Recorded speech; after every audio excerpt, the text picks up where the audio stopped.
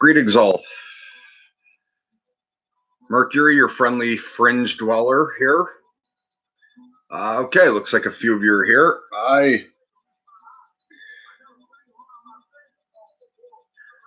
Despite the late hour, I have been dashing around getting stuff done to be here. And I don't have, oh right, okay, yes. I start by reading something, and that way at least something worth saying gets said. So tonight I'm going to share, and hey Ryan, good to see you. Hey Andrew, good to see you too. Okay, so tonight I'm going to read a couple parts out of Jerusalem. Grizz read this book recently and didn't regret it. Me and him have discussed it a bit. Fantastic. We could all rejoice. Or just as I spoke of Grizz, he appeared. So don't worry about spoilers. This doesn't ruin anything from the book. I'm just gonna read two parts that I found stand nicely on their own and might make some of you out there curious to also read the same book. So, from the first book of Jerusalem.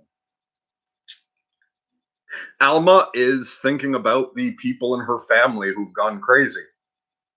She's from a line of people where madness runs in the family. The turn, the bend, the twist, the corner. There were quite a few in Alma's family who'd gone round it. She imagined it must be a sudden angle in your thinking that you couldn't see approaching in the way that you could see a corner of the street in front of you. It was invisible, or nearly so, possibly see-through, like a greenhouse or a ghost. This corner's lines ran a completely different way to all the others. So instead of going forward, down, or sideways, they went somewhere else, in a direction that you couldn't draw or even think about. And once you turned this hidden corner, you were lost forever. You were in a maze you couldn't see and didn't even know was there. And everybody would feel sorry for you when they saw you blundering about. But probably they wouldn't want to still be friends with you the way they were before. For saying just how many people had gone around this bend, Alma remained convinced that whatever existed past the unseen corner must be lonely, empty, and there'd always be nobody there but you. It wouldn't be your fault, but it would still be something shameful, something her Grand Clara wouldn't like, a family embarrassment. And I always really liked that little in-depth thought on the saying of going around the bend, going crazy. And how when you get there, yeah, you're alone and you realize how much our understanding of the world is different from everybody else. And one more from further in. So this is from book 2. And it's a demon and a little boy. So the little boy says, "How does it all work then? Life and death." How nice. He'd gotten a little Wittgenstein for company. Unseen behind the kitty's back, the devil opened his fang-filled jaws and mimed biting the baby's head off, chewing it a time or two, then spitting it into the bays of heaped-up slack below them. Relishing this fleeting fantasy, he let his features settle back into their customary, insidious leer as he replied, "There's really only life. Death's an illusion of perspective that afflicts the third dimension. Only in the mortal and three-sided world do you see time as something that is passing, vanishing away behind you into nothingness. You think of time as something that one day will be used up, will all be gone. Seen from a higher plane, though, time is nothing but another distance, just the same as height or breadth or depth. Everything in the universe of space and time is going on at once, occurring in a glorious super instant, with the dawn of time on one side of it and time's end upon the other. All the minutes in between, including those that mark the decades of your lifespan, are suspended in the grand, unchanging bubble of existence for eternity. Think of your life as being like a book, a solid thing where the last line's already written while you're starting the first page. Your consciousness progresses through the narrative from its beginning to its end, and you become caught up in the illusion of events unfolding and time going by as these things are experienced by the characters within the drama. In reality, however, all the worlds that shape the tale are fixed upon the page. The pages bound in their unvarying order. Nothing in the book is changing or developing. Nothing in the book is moving, save the reader's mind as it moves through the chapters. When the story's finished and the book is closed, it does not burst immediately into flames. The people in the story and their twists of fortune are not disappeared without a trace, as though they'd not been written. All the sentences describing them are still there in the solid and unchanging tome. And at your leisure, you may read the whole of it again as often as you'd like. It's just the same with life. Why, every second of it is a paragraph you will revisit countless times and find new meanings in, although the wording is not changed. Each episode remains unaltered at its designated point within the text, and every moment thus endures forever. Moments of exquisite bliss and moments of profound despair, suspended in time's endless amber. All the hell or heaven any brimstone preacher could conceivably desire. Each day and every deed's eternal, little boy. Live them in such a way you can bear to live with them eternally.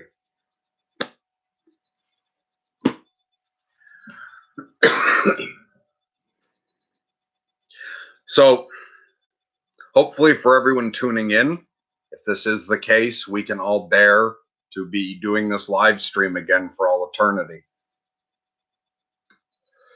So, let's see what anyone has said so far. So, people are saying hey to each other.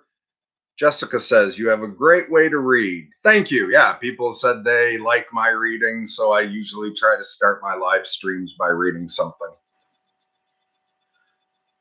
Trust the Process says, what does it mean when you dream yourself dreaming at night?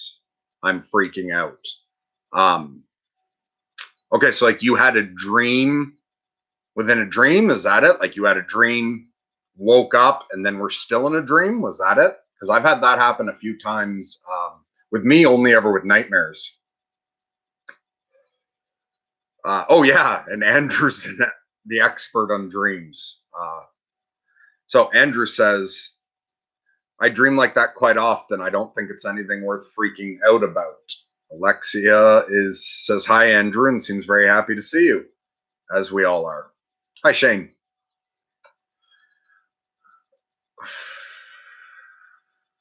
So, trust the process. If you're still here, was that what you meant? That you dreamt, like you had a dream within a dream? So I've had that happen a few times with night terrors, and yeah, a couple times I've had this fucked up series of dreams. A couple times it involved becoming aware that I was dreaming, although not the awesome lucid dreaming shit that Andrew gets. Like I was aware I was dreaming and in a nightmare, but couldn't control anything, and it was still terrifying. Woke up from it in bed, and then that turns into another nightmare over and over again.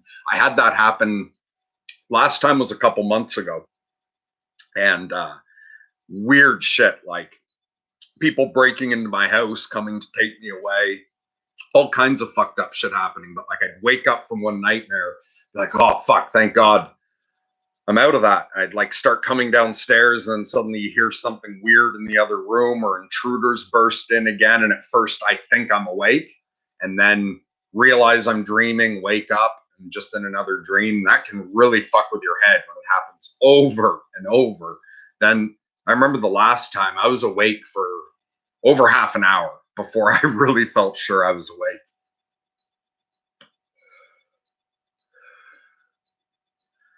So Andrew says, recently for work, I had to be a disagreeable prick to resolve a situation, which I don't like to do. I invoked the spirit of Ted Bundy and it worked wonders. I resolved the situation. Have I ever invoked someone or something? I invoke like angels and stuff, but never an actual person. And so, how did it work for you? Did the situation work out? And trust the process is yes, instead of dreaming something else, I did dream myself dreaming, and it happened for 2 days in a row. And what are the dreams like? Are the dreams pleasant or unpleasant? And how's everyone else doing tonight?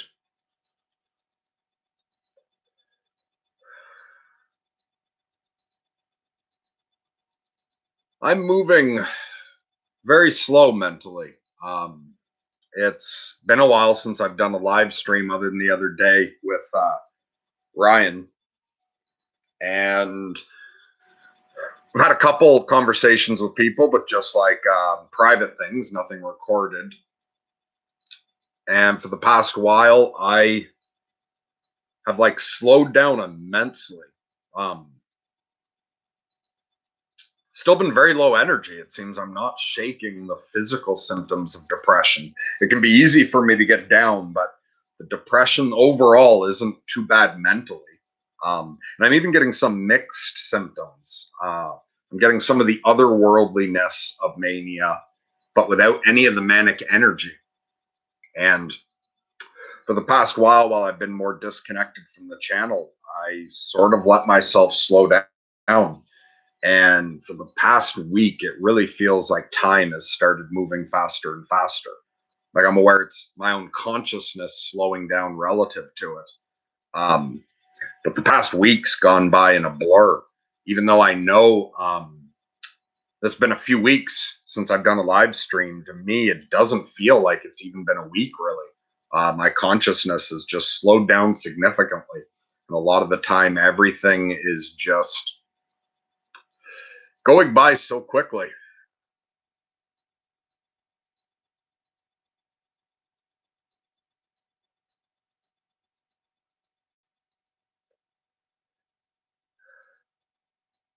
So Andrew said, it made me not take no for an answer. I was relentless and used very strong language. And did that work? Did it get resolved in a way you were pleased with?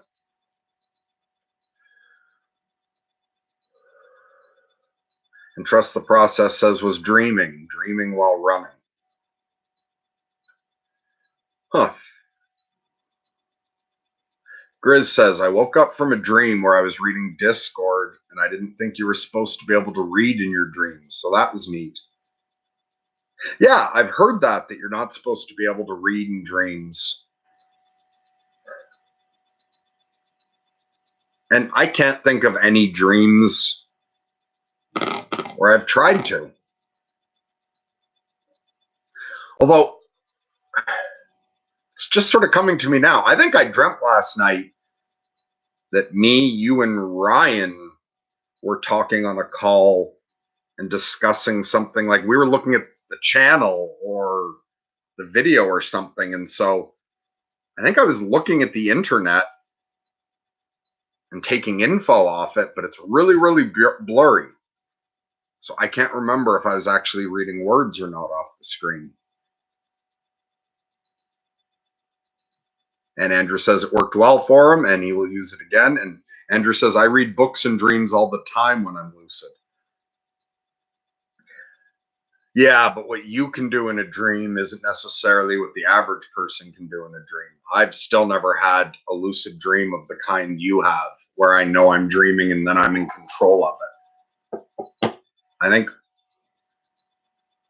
almost exclusively when I realize I'm dreaming, it's in a nightmare and I don't have any control of it. And the old god says you can cultivate the ability to read your dreams. Yeah, and Andrew's a long-time lucid dreamer and has some incredible dream skills. And the old god's suggestion is to start with street signs.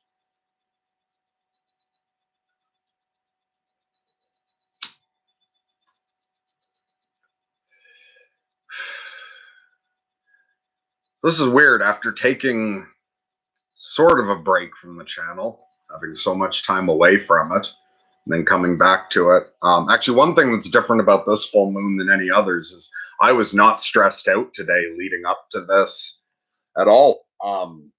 In fact, I often was just forgetting that I had to do it tonight. And when I did think that I had to do it, I didn't put any pressure on myself this time. It wasn't until just before I came on I decided to read from Jerusalem. I left that right till last minute. I did think to throw up the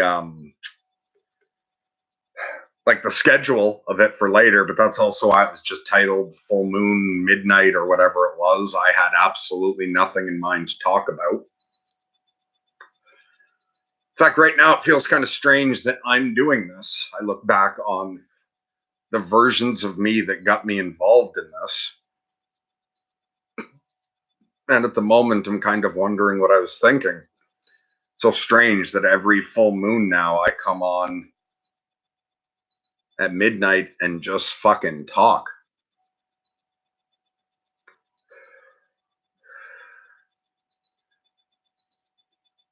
Grizz says, it's always interesting what you choose to read, and those choices tend to be interesting as well. Well, good. Yeah, I'm glad you got something out of what I'm doing here. Sometimes either when I'm depressed, for anyone who gets depression, once you're depressed, anything you do seems stupid and pointless, and you question the value of anything you do. But it's not just when I'm depressed sometimes that I think, what the fuck am I doing this for? Just when I get slowed down sometimes, when I'm just more relaxed, when my mind's clearer, when I'm not caught up in actively playing with ideas. Like often, yeah, some of my favorite things to do really are to think. I can get very into playing with ideas and sometimes get quite talkative, but other times I don't give a shit about figuring anything out beyond what I need to know in the moment, which involves all those sort of feelings and the kind of thoughts that aren't words. And that part of me often looks at this and does think, like, what the fuck am I doing with this channel? Although anytime I'm talking to someone, like that makes sense to me. Because I care about people and I like talking people through things. It's this going on all by myself and just rambling on sometimes. Because even if I can be in quite a clear mood, like not overly analytic, and if someone asks me something or someone has something they want to talk about, I respond to that and get shit to talk about. But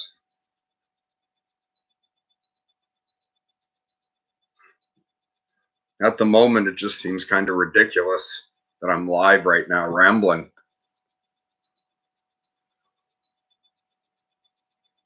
All right, so Andrew says, if you could time travel to anywhere you want, where and when would you go?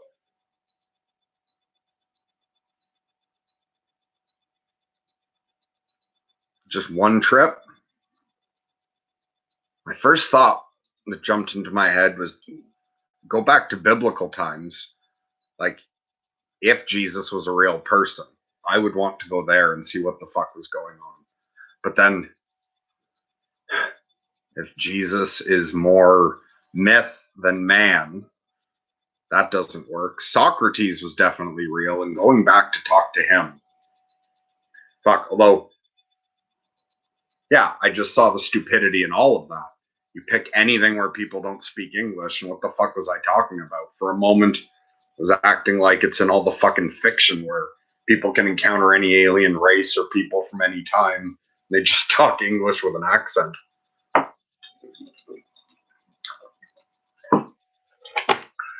So fuck it, dinosaur time then. So you go far enough back for the really interesting stuff. Nobody speaks English anyway. So I think head back to some period during dinosaur time and check that out. Then the language barrier doesn't matter. Where would you go, Andrew? And Shane says to Andrew, I invoke the inner animal machine. I do think the wolf image is an important and effective shadow integration image. Just a thought. I really have been trying to do that effectively recently.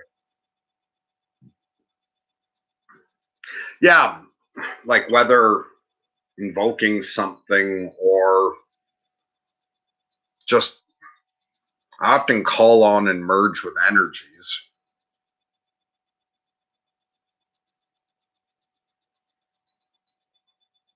Grizz says, head to Babel. Yeah, if you went before the tower fell, then you could talk to everybody. But again, when it gets to biblical stuff, though, what's myth and what had actual events?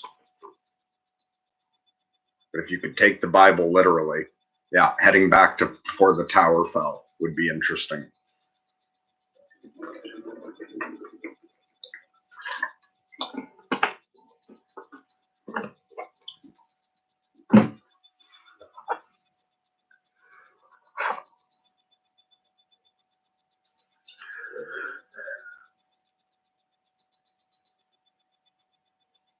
So, does anyone else have anything they want to talk about?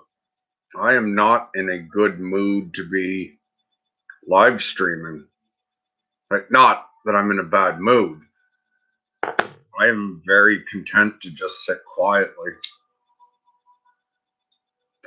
which I don't think lines up well with producing content. As the old god says, practice lucid dreaming 20 years. In these dreams, I would search for and almost always find a hidden secret library. I eventually stopped the practice because I was freaked out by what I was reading.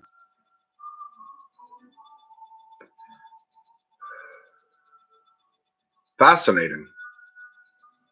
So, what freaked you out that you were reading in the library?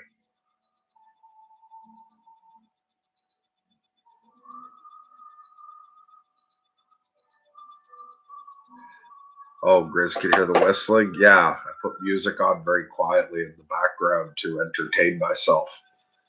I will turn it down. I thought it was low enough you guys wouldn't hear it. So how you doing tonight, Grizz? And the old gods, if you're interested in telling me more, I'm very curious about that.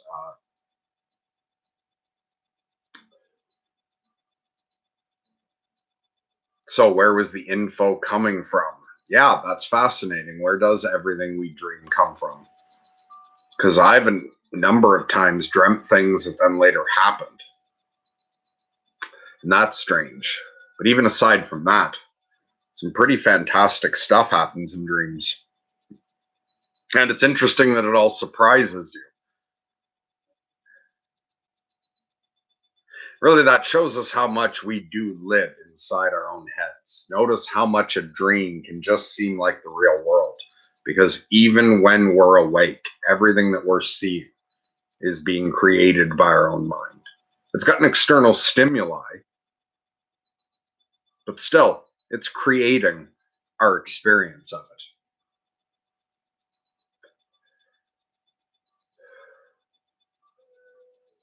But so, were you reading stuff about the real world? Or was it like there was strange, disturbing poetry? I had one dream, about a year ago.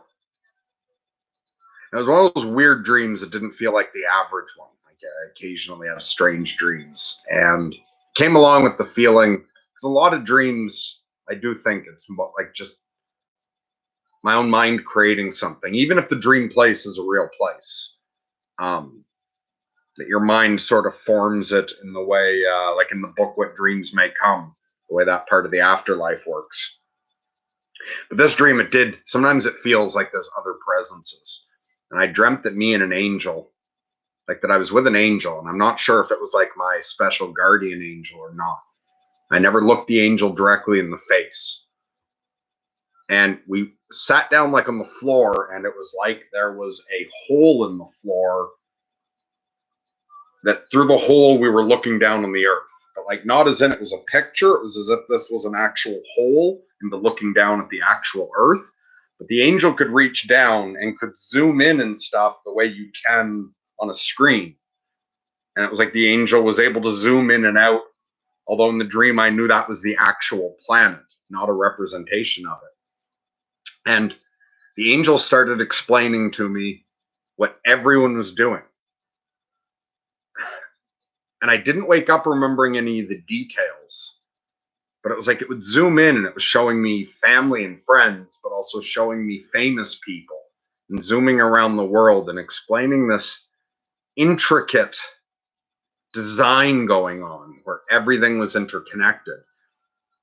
And including there were some people in my life that were having like problems at that time. And in the dream, the angel was even able to explain like why they were having those problems. And it was strange. I woke up with this feeling of all the detail getting lost. Like I couldn't pull all the detail back with me. But instead just remembered the way the angel provided all the information and created a complete pattern that made perfect sense. And it was like as I woke up from the dream, all the explanation of in a strange way, sort of everything going on kind of dropped out, except really that the people in my life that were having problems at that point that I was very worried about. I woke up feeling better about it and like it was happening for a reason.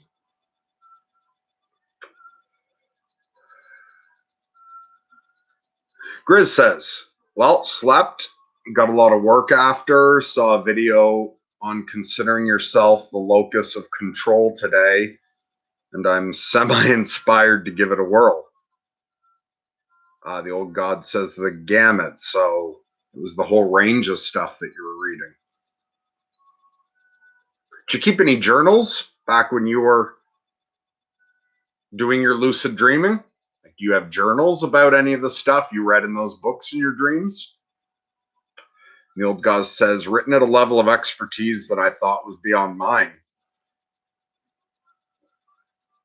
Who knows? I'm very open-minded about dreams possibly being both, that it could be all created by our own mind and contained within our head, or the dream place could be somewhere real, somewhere that responds to our consciousness and that we might be able to actually interact with other consciousness in dreams. And Grizz says, when my depression is bad, I try to sleep to dream to escape from it. I'm never sure which me I'll be when I wake. Fuck yeah. When you're depressed, you're very grateful that we sleep. Whether you dream or not. At my worst depressions, like fuck. Aside from like all the wishing to die, because like when you're committed to not killing yourself, every day is just a horror at waking up and then just enduring it until you can go back to sleep. And if you can't kill yourself, just looking forward to sleeping. Gris says, I heard once the Aboriginals in Australia consider life a long dream. That always stuck with me. Yeah.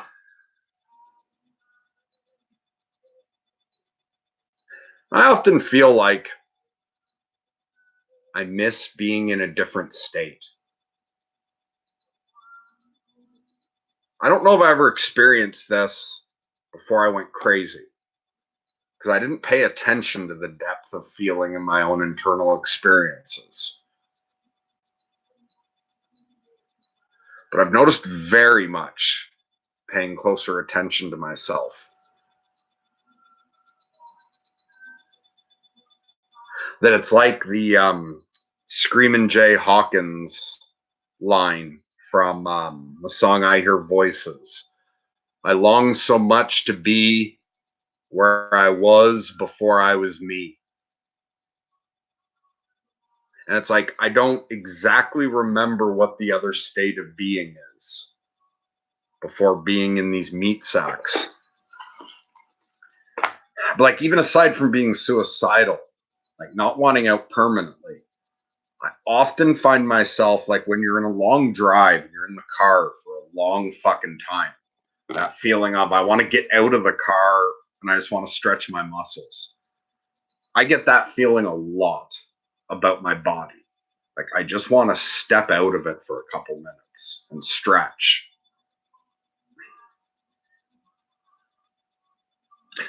Okay, yeah, now that I talk this through out loud, I'm realizing that it's that feeling of I had before the bus hit me when time froze and I had that weird sort of near death experience.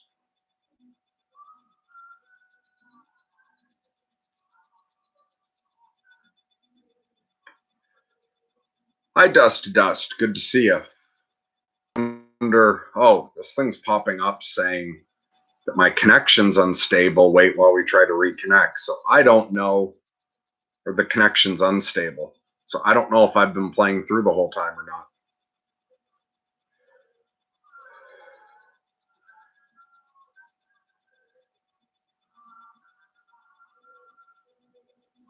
Is everyone still there?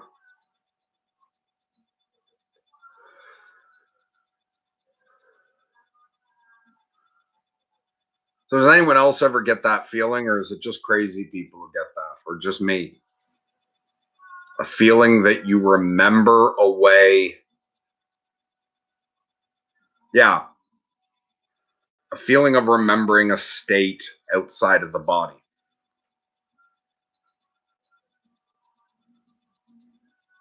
Okay, so people are still here. Some people had to refresh.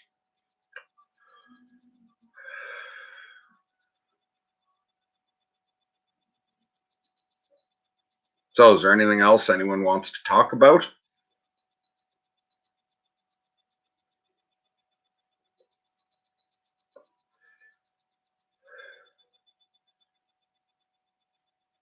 That's strange because there's other moods where even when I'm not talking to anybody, I'm thinking things through. And I found, especially since starting to do the channel, it's changed my time alone quite a bit. I think about the world far more than I used to. And I think about how I would explain things to people more than I used to. I've gotten very used to mindfulness, to paying more attention to myself, to experience, and but lately, often, aside from even just experiencing things, I find myself working on how to explain them.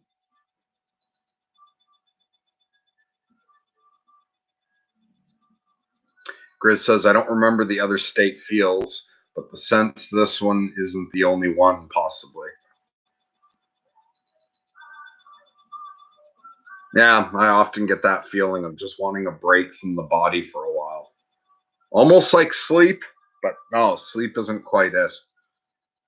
Starfire, good to see you, says, I had a dream where I visited my father in heaven after he died. That had a unique energy to it. Wow. Very interesting. And what, you remember anything else from the dream? Did he tell you anything? And what was heaven like? So Dust to Dust says, been in a slump of late.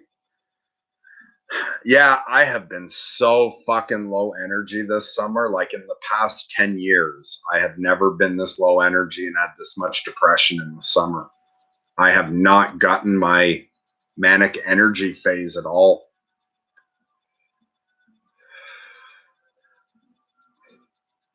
Well, I occasionally get it, like temporarily, short little bursts of it, but more the mental side of it, like the racing thoughts side of it than the actual physical energy. I really haven't had physical energy this summer. Um, and Ryan also is feeling very burned out recently. I think both me and him put a lot more into getting this channel going than we even fully realized at the time. And like all that needless pressure we put on ourselves when you really step down in the ego to be analyzing things all the time. Actually, it's ridiculous. I noticed fucking earlier today. Today, I was doing a lot of shit, and at one point, I stopped by the little frog pond I have. That last summer before, I spent just tons of my summer there, and I barely had any time to hang out at the frog pond. I just sat down for a minute and was like enjoying a little 10-minute break, hanging out with the frogs there. I thought about like it's not the area around it's not kept up. And last summer I thought of digging it out bigger. And for a minute I thought, fuck, maybe next summer I'll spend more time down here and I'll dig it out bigger. And I started thinking, envisioning what I'd imagined doing at this little pond before. Like it would be a lot of work. Things like, fuck, maybe I could do it like next spring and summer. Maybe it wouldn't take too much out of me. And I was like thinking about the amount that, like, even the thought of taking on a project, I thought about how it would affect the channel. Like, oh, and as I was weighing it, so, I thought, next summer it'd be nice to just spend a ton of time down here and dig it out deeper, and thought that was great. And then another part of me goes, well, you wouldn't put any of that energy into the channel then at that time period. And then I swung back and answered that with, but if I took some more time next spring and summer to, improve my life, do a couple other projects, set things up, take more time to myself, perhaps I can improve myself. And in the long run, that's good for the channel. And after I thought that, I stopped and I compared it to something. And when Ryan said it, because Ryan said something similar to me repeatedly, and when he was saying it, it would jump out to me immediately. But I noticed myself doing the same thing where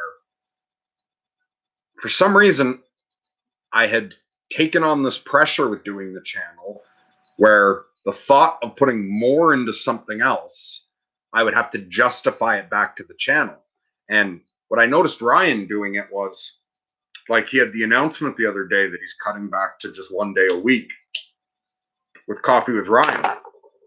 Now, first of all, with me and him working together, I always encourage him to do as little on the channel as he wants. Like school should come first. I'm always telling him that he doesn't need to put any pressure on himself or focus on it too much. That he can take care of what he needs to take care of in life first and then work on the channel second.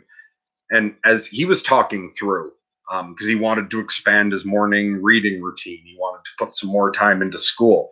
And as we were talking all that through, he said to me, because if for the next couple of years, if I take my, if I put a bit more energy into school and I double my reading time, like I'm going to learn more and that's going to be good for the channel in the long run.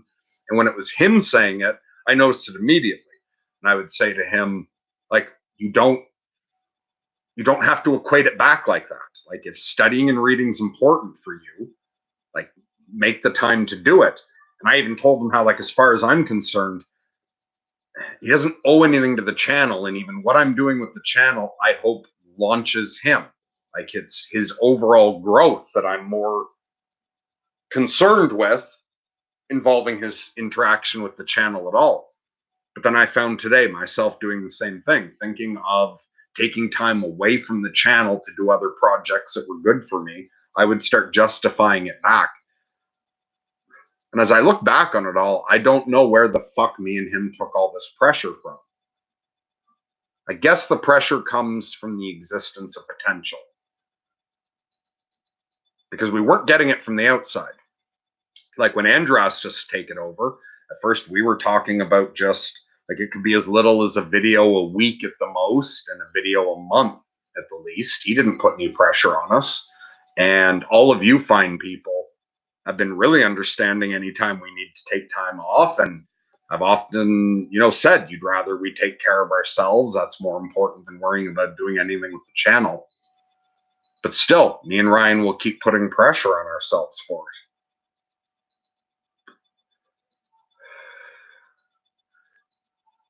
All right, let's see what people have been writing while I rambled about that.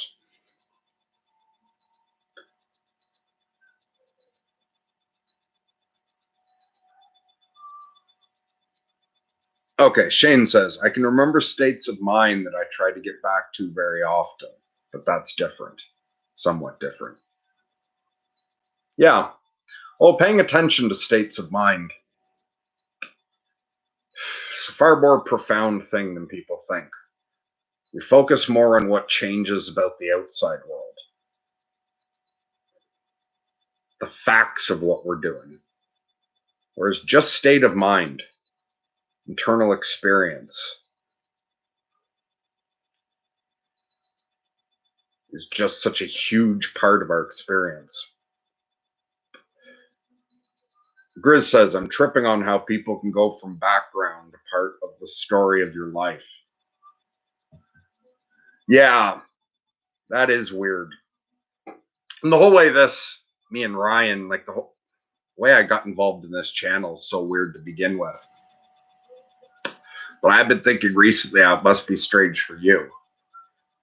Because you got that feeling that when you saw my first podcast with Andrew, that this was somehow important. And for you, that intuition, and then watching me online a couple more times, and then having me end up taking over the channel, and then me getting to know you and you coming in on the channel, that must be a very surreal experience for you.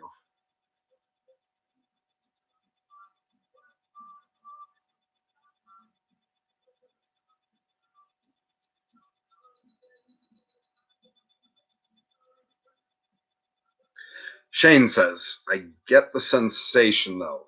You find any or things you do that can help with the lows or extending the good. Okay, anything that can help with the lows.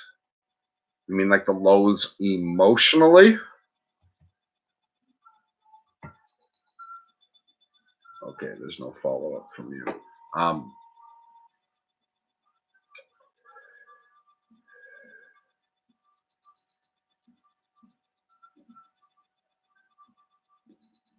My mind is getting really flighty. I'm having trouble focusing on reading all of a sudden.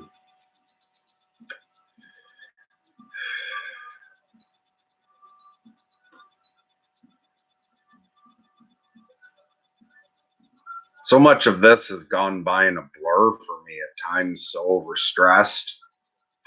And recently, the way I've slowed down a bit and taken a step back.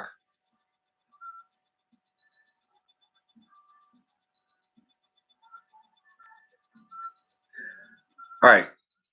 So Starfire says, heaven was like being in a pristine natural environment. My mother, brother, and myself traveled up this river to visit him. He was sitting on a river bank dressed in a sheet, toga, I guess. An angel was standing behind him, guarding him to make sure the healing process would not be interrupted. He, my dad, took us across the river to see God's house. That was a big old solid house. Birds, butterflies, and the sun were healing him from every damage that occurred, both physical and psychological, from birth till when he died. Wow, Starfire, that's a beautiful dream.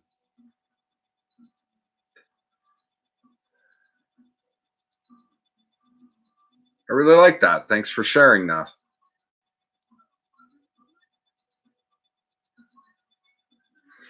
So the old god says, maybe allow the channel to be a reflection of your life as opposed to a project in itself. I get excited about doing something, but then I plateau in my interest and I kind of crash. I do that all the fucking time. Dust to dust. Said that. Yeah, there's been a bunch of times where I've tried to get projects going or like just hobby type stuff, or there's been some times where I've tried to see if there's a way I could get myself to do something that could get me off disability, but fuck, I'm not my own master. There's so many things I can't get myself to do at all, even though I think they're a good idea. And then there's other things where I can get it started with some sort of manic energy, but then don't follow through. And I think like if it wasn't for Ryan and Grizz and Andrew and all of you and like the involvement and everything going, if it wasn't for anyone else, I bet during this slowdown, I could have just diverged from this project, from doing the channel.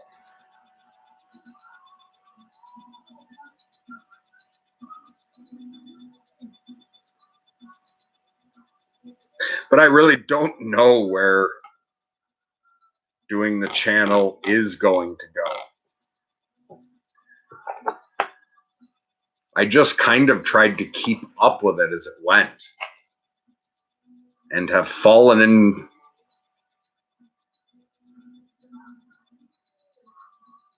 Yeah, I don't know where it's going to go, and I'm not going to put too much pressure on myself or worry too much about the direction.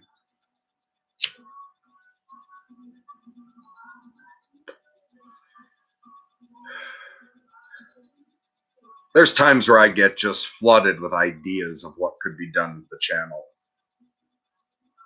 Because it is like a ridiculous thing. Like, it's a huge opportunity to put out small ripples into the world.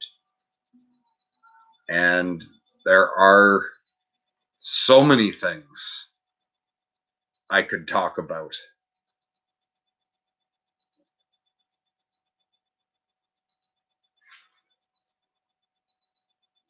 But then I get in these other moods where it seems like it doesn't matter. And sometimes, like, there's the depressed kind of it doesn't matter. But then there's also, even on the positive emotion side, like that idea of seeing the pattern and seeing that it's going somewhere and realizing like how much bigger everything else is and that it's all just okay. Like, I have a deep feeling that Starfire's dream is something real, that things work out in the end.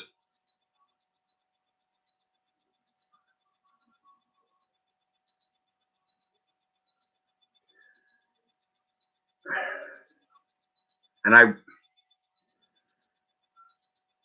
strange, while I feel pressure to do the best I can with the channel, depending on whatever mood I'm in or whatever the state of my mental health, that's really all the pressure I feel. I don't feel any pressure to be successful.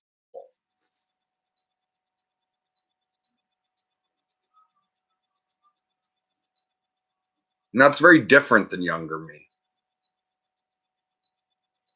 Younger me felt like pre-insanity me. Felt the pressure of succeeding at things, but not the pressure to try.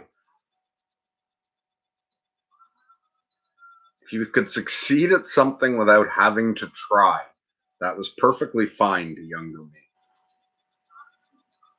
Which is probably why so much ended up feeling hollow. But that doesn't seem to mean anything to me anymore. And just trying matters a lot. And I've noticed I've really come to value losers. It's one thing when I was listening to Joe Rogan recently, I forget even who he was talking to, but just the way he would repeatedly bring up losers and how much he doesn't like losers, and bring up some loser does this, or maybe something about some harsh comment or some troll or something, and he'll go on about how that person's just a loser and this kind of person's a loser. I've really grown to value them. I really see the beauty in just simple, struggling humanity. And in a way, like, so when it comes to, if Rogan gets talking to like Peterson or something, and people talk about the necessary nature of hierarchies, like, I do agree with that. I value excellence as well. But that's kind of what people talk about when you talk about hierarchy and the necessity of it, how it's so we can have those people at the top. And yes, excellence and the people at the top of the hierarchy are awesome. But as Peterson points out, hierarchy also has a tendency to dispossess people on the bottom, and you need people on the bottom. You don't get a bigger pyramid by adding more tops to it. The biggest pyramid is the one with the most bottom. And if we're trying to limit the number of losers, then every contest can only be between two people. So you get one winner and one loser. But with sports or things like that, the larger the field of people playing, the more teams there are. What makes a championship the most exciting is not how many winners you have, it's how many losers you have.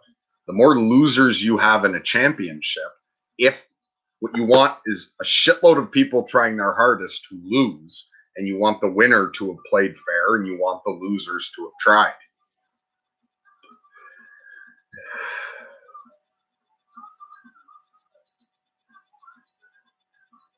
And we often also,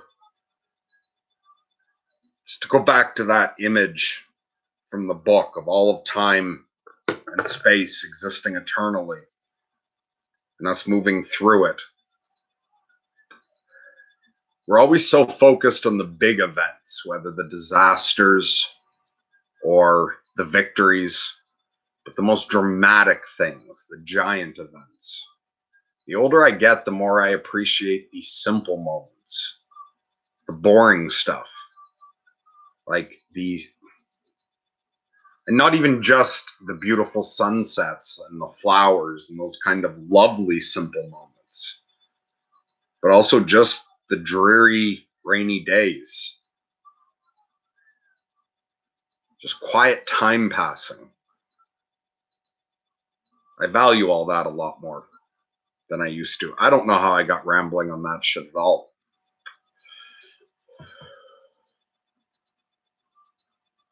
The old god says pressure is often a manifestation of ego.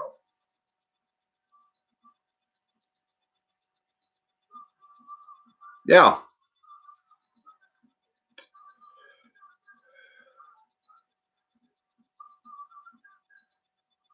Well, also, because, yeah, so a lot of pressure comes from ego. Because you do care. As much as I care more about trying. Yes, you do also care somewhat about succeeding. And I do also genuinely care about people. Like, I would love it if we can do something with the channel that helps some people. And it seems like a few things I've done have been helpful to people. But yeah, I would love. It's too much suffering and needless suffering. I would love it if I could improve people's experience in any way. Also, I'm really hoping that doing the channel's good for Ryan in the long term, and Grizz now that he's involved. That, yeah, but it's the ego that puts the pressure on you to contribute in a way to help other people. And then there's a different part of me that just sees there's a big plan and trusts it to all work out the way it's supposed to.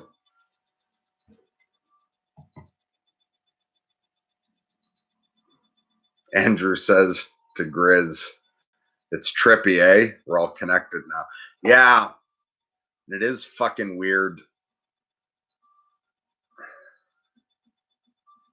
Especially for you and me, Andrew, the way this all started, me reaching out to you. I don't even remember what the fuck the first message was. But just that feeling I should reach out to you. And yeah, I was fairly certain you weren't going to respond. Well, part of me thought you weren't even going to respond.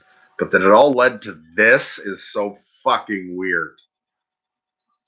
Like, what the fuck happened? I reached out just to talk to you a little. And now I'm on the channel.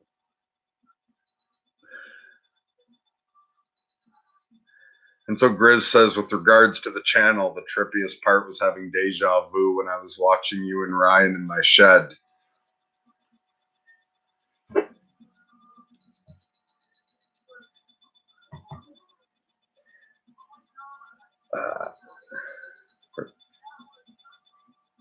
And Grizz says, hey, you made an appearance in a dream yesterday or the day before to Andrew. And Andrew responded, I get a lot of intense deja vu. I love it. We should talk sometime. Yeah, actually, we should do a talk sometime now that Grizz is on the team. We should do call the four of us. Andrew, Grizz, Ryan, and myself. Have a talk, the four of us, and record it for the channel sometime. Dust to Dust says, Andrew, I thought of your dream with the pastries. It reminded me how people are overfed and undernourished. We have all the creature comforts, but still filled with want.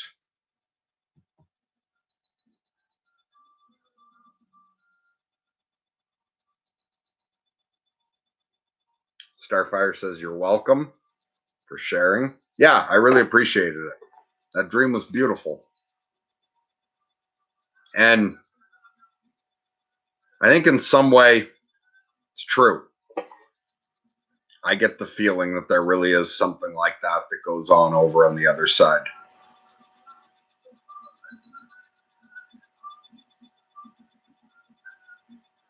And Andrew said, to Dust, you summed it up well. Starfire says it's a pretty unique channel. Yeah, it is kind of interesting what's happened here with the fourth wall being broken to a larger degree than on a lot of channels. It's been cool talking to more audience members, more people getting to know each other, like from the comment section. There's a lot more opportunity to be interactive on YouTube as a community than has really fully been taken advantage of. And I love the idea that Andrew set this up in such a way that, like, sort of the one binding and connecting thing is just people working on sorting themselves out. Like, I love that as a basic focus. And I love the way from that focus, especially with like open-minded, intelligent people aimed at the good, it can allow people who are very different to have something in common. We have a lot of very, very, very different people in the community.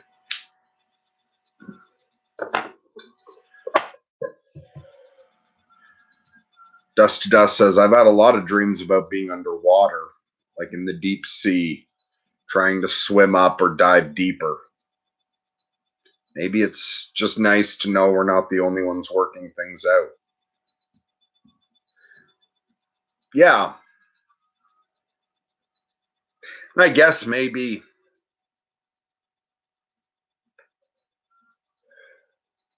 they do say loneliness is such a major problem nowadays. That shit about so many like men dropping out of society now, whatever, like Tim Pool's other channels, Subverse had that report. I forget what the fuck it's called. That it's been, the Japanese have a word for it. People just dropping out of society. People feeling very disconnected from each other.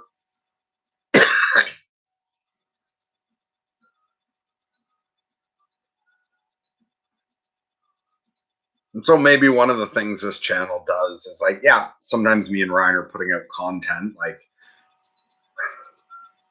presenting something. But aside from that, we're both just kind of opening up about who we are and kind of being ourselves. And interestingly, a lot of people from the audience have come on just to talk about themselves in a very real and honest way, not that sort of I want to impress people talk, like that social media type of trying to present something other than yourself. Because, yeah, when you're trying to work yourself out or when you're sorting yourself out, you've got to be really honest about who you are, and that those fake personas that you put on for job interviews or first dates or parties or shit like that, those personas get in the way of the real work. And so both myself, Ryan, Andrew, and everyone in the audience who's come on, like in the community, I've sort of set that mask aside. Maybe that helps some people feel less alone. Andrew says, there is something mystical about a small town loser alcoholic who works at a gas station and is content with their life. Yeah. Yeah, there really is. I really think that if you look at absolutely any life,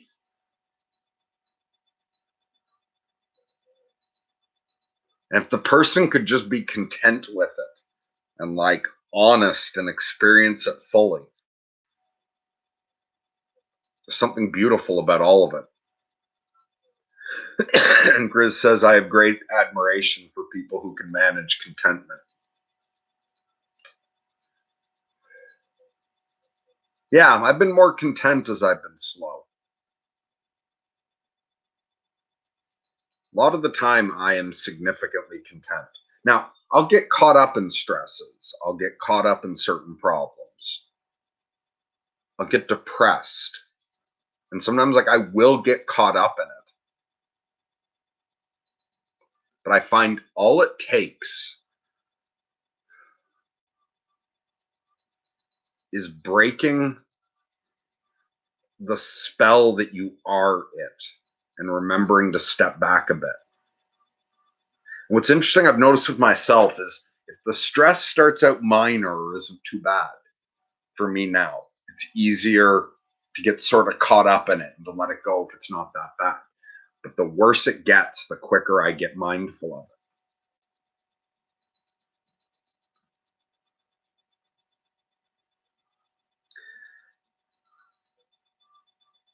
If you just stop for a minute and stop trying to deal with whatever it is, like anything, and you just let it be for a minute, you'd be surprised how you can find contentment in almost. No, I think it's possible to find contentment in anything. Because you look so far as like those fucking monks that in protest can set themselves on fire and sit perfectly still and not scream. They can sit and contently burn to death. So I do think you can learn to be content with anything. Although, it's like the whatever prayer. Lord, help me accept the things I cannot change and have the strength to change the things I should. I'm not saying that you should be universally and nakedly content with everything. There's obviously things that need to be improved, but you become content with the moment. Something needs to be changed. You set into plan the change, what you can do to change it, yet you're content that it will be changed. Fuck, I'm not going to explain this well. But there's a balance between improving your situation and being content with it as it proceeds. And there's wisdom in knowing what you are and are not in control of. And if you're not in control of something, you may as well be content with it.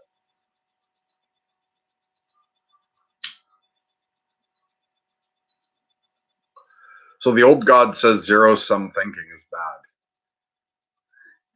Yeah, I agree with that. I can fall into that sometimes, though I'm not sure exactly what you're referring to there.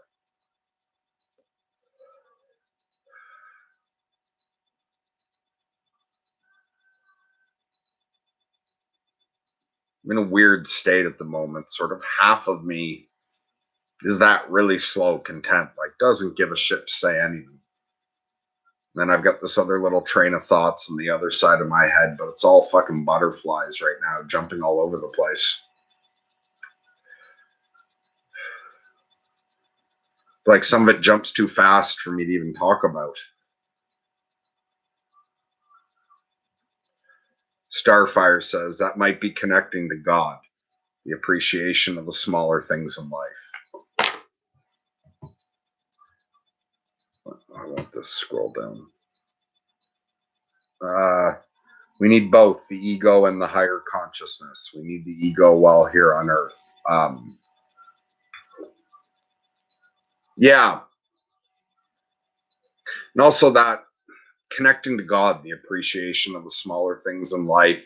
Yeah, very much. The more I feel connected to God, the more I appreciate all the smaller things. And just what is it from the Gospel of St. Thomas? Is that the all of the kingdom of God is laid before the eyes of men, but they cannot see, and the men seek God. What is it? Lift a stone, and there it is. Split a piece of wood, and there it is. Yeah, you start just seeing something amazing in everything. And you can connect to that while depressed or while suffering. You can find this weird beauty in even almost unbearable pain sometimes. Okay, Grizz says hikikomori. Yeah, that I think it was like particularly young men just dropping out of society, I think is what you're referring to there, was called hikikomori. It was interesting. They framed it like this epidemic, all these isolated people.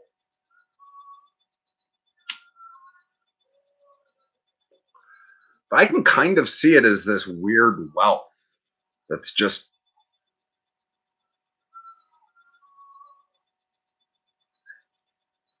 like, especially when you look at young men, these are like the disposable ones, right? The ones, the age group and the demographic that would typically be dying in mines when they collapse, going off to war. North America, Japan, these places are operating with this huge chunk of people from the population not being productive whatsoever. And that's just like this army sitting there waiting. It's like this resource just sitting there waiting to be tapped. Like, since all those people exist, we've obviously got the fooding and the food and the housing and everything for them. All it would take are some meaningful endeavors. Like, imagine that population could get activated to do something. It's just this untapped natural resource sitting there. Grizz says it's easier to make changes if you're not stressing the changes that need to be made. Yeah.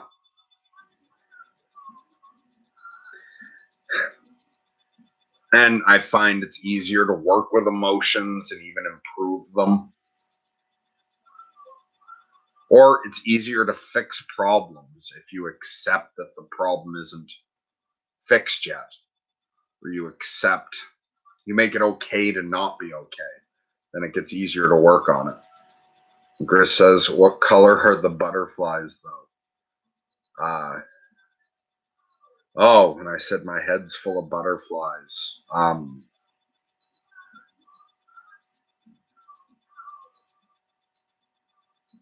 Yeah, I guess they're invisible butterflies.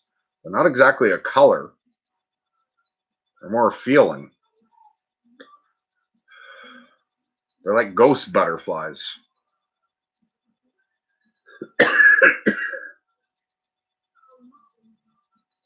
Dust to Dust says contentment is kind of like wind in the sails.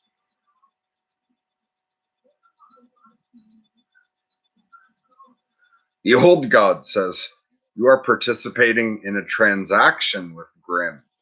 Is one of you profiting at the expense of the other? Huh. I don't know. What do you think, Grizz? Is one of us profiting at the expense of the other? I suppose what it depends what you mean by profiting. Nobody's profiting any money. Grizz is profiting me and Ryan both in that he's helping handle some stuff that takes the pressure off of us. He's making doing the channel easier on us.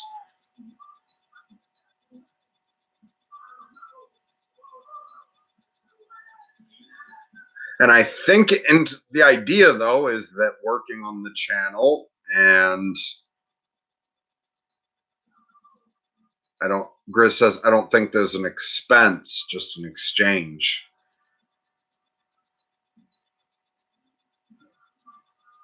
Yeah. I don't see any of it as expense either.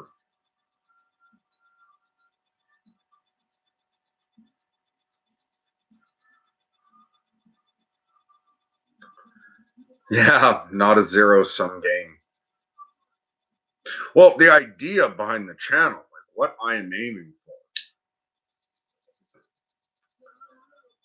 like I'm not saying I'm achieving it, but my idea for the channel, when I do like any magic I've done for the channel, the idea is that it's good for Ryan, it's good for Andrew, it's good for Grizz, it's good for myself, and it's good for the audience and for each and every person involved, that it's good for them, good for their family, good for their community.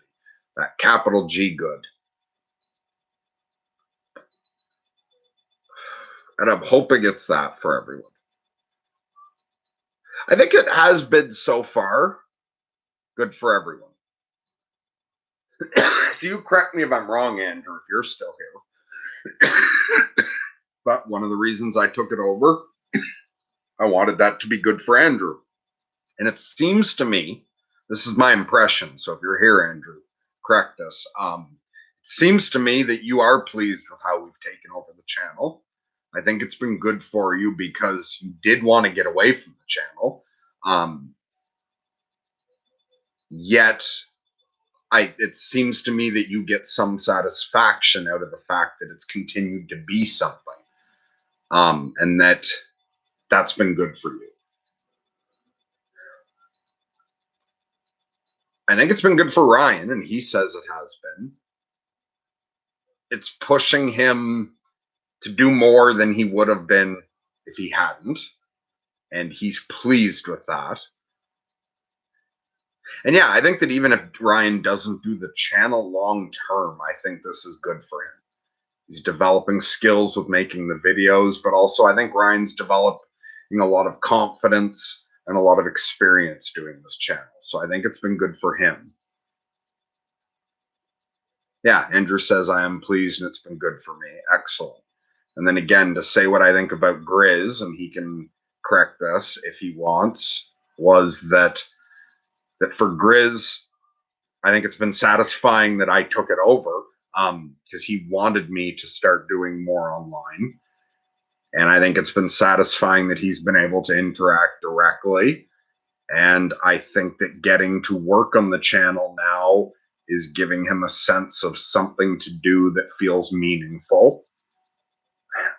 And I think Grizz has found that, like taking the Sacred Foot class and the channel content and talking to me is helping him make a bit of progress in life.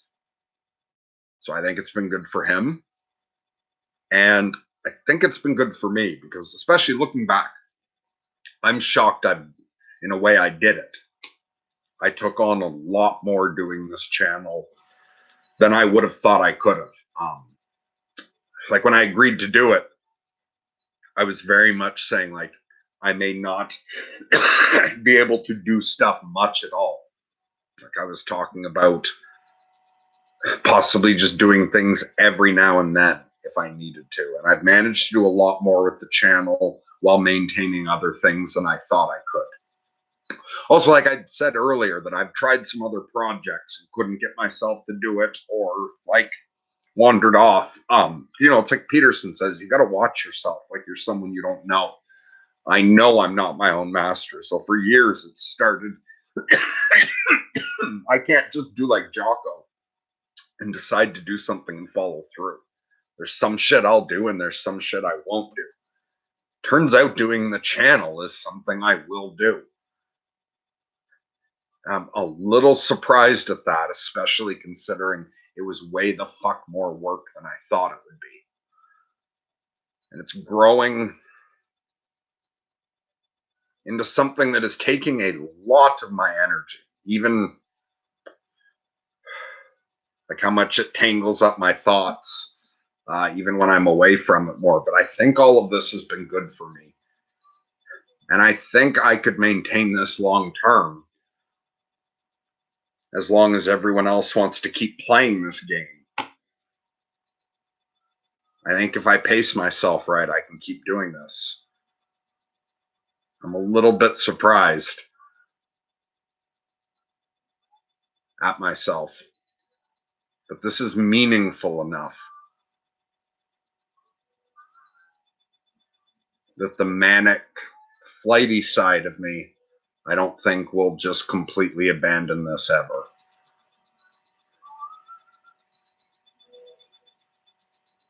And even the depressed side seems to have to grudgingly admit that this is something meaningful. So Vakura says, "Good morning, Lunatic. It's good to wake up at 6 a.m. to your voice." Oh, wow, you and I are in very different states. For me, it's 1:18 a.m. I had a long day, a lot of time outside in the sun. Took sleeping pills right before I came on. I'm very stoned and gearing down. Well, good morning. I hope you have a great fucking day.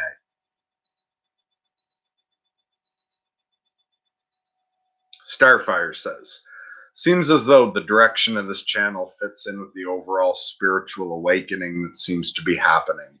Example, Russell Brand's content seems to be leaning more and more that way.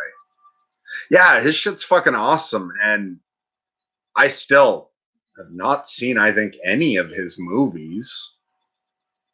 I haven't seen much of his stand-up, but I love his shit on YouTube.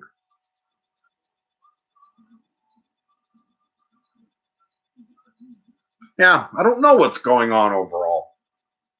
Like, I have no idea what the fuck's going on in the world. And I've realized how much our beliefs about the world shape what we see, how it affects our behavior, so that we seek out certain types of environments, interact more with certain types of people. Because you'll have some people who feel like there's this great awakening going on, and so many people are suddenly on this spiritual path, and other people feel like we're in this dystopian nightmare where everyone's being crushed by or participating in conspiracies. So I don't know what's going on overall. But I think this channel has a place for both ends of that. So for someone experiencing a spiritual awakening, that's great and fits into the channel. But also, if somebody's stuck in a dystopian nightmare and is like looking to work their way out of it, they have a place here as well. Dust to Dust says it's almost like another extension of self-authoring. Yeah, and Grizz says I'm at least 7% more sorted than I was 6 months ago. Well, that's fucking awesome. Mike says, finding something meaningful for oneself is a true treasure. Despite being a godparent, partner, or citizen, finding purpose in despite being a good parent, partner, or citizen, finding purpose in self can be most fleeting. Yeah. And I find it's amazing what you can find meaningful. Like just the simplest things.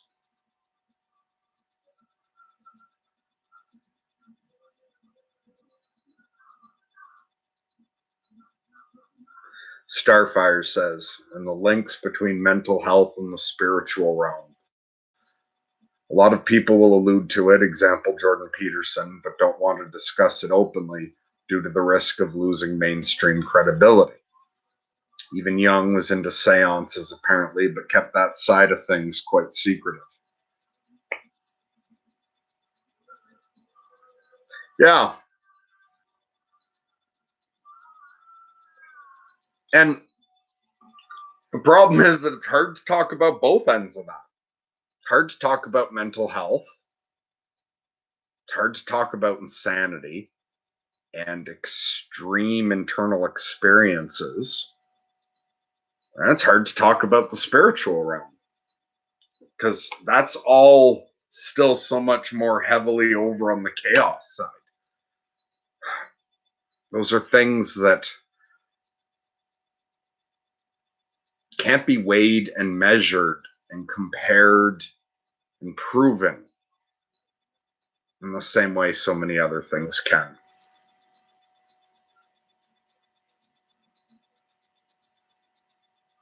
But that's where so much of the interesting lies, out in the unknown.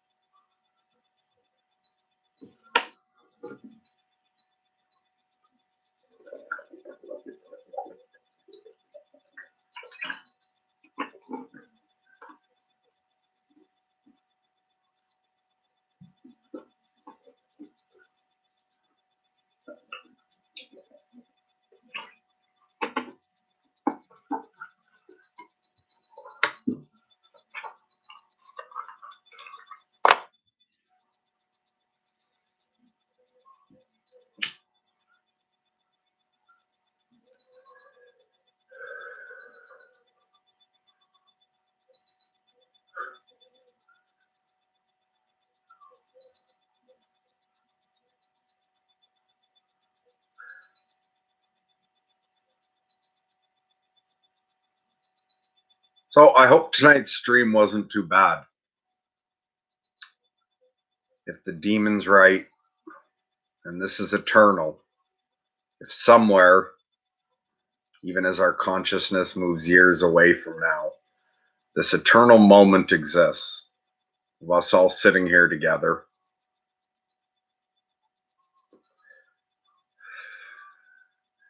Me suddenly leaning towards silence.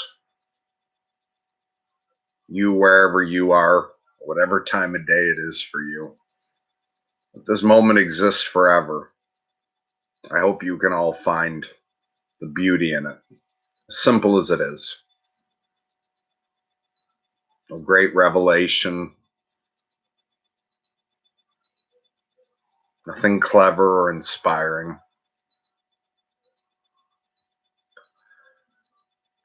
Just all right with the plainness of this moment. Together. Grizz says it's good to gather. Thanks for the stream. Oh, you're welcome.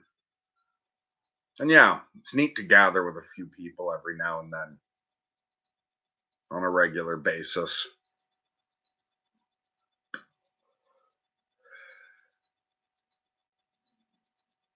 Yeah,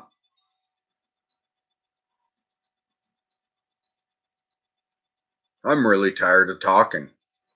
I feel like just sitting quiet.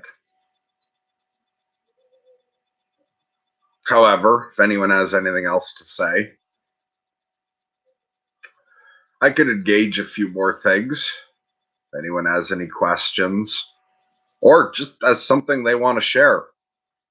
Someone wants to share a dream or a story, I'm happy to read it to everyone else.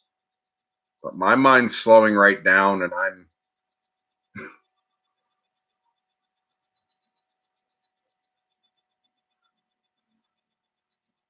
actually, I could probably just sit perfectly quiet and just be content to be here with you guys.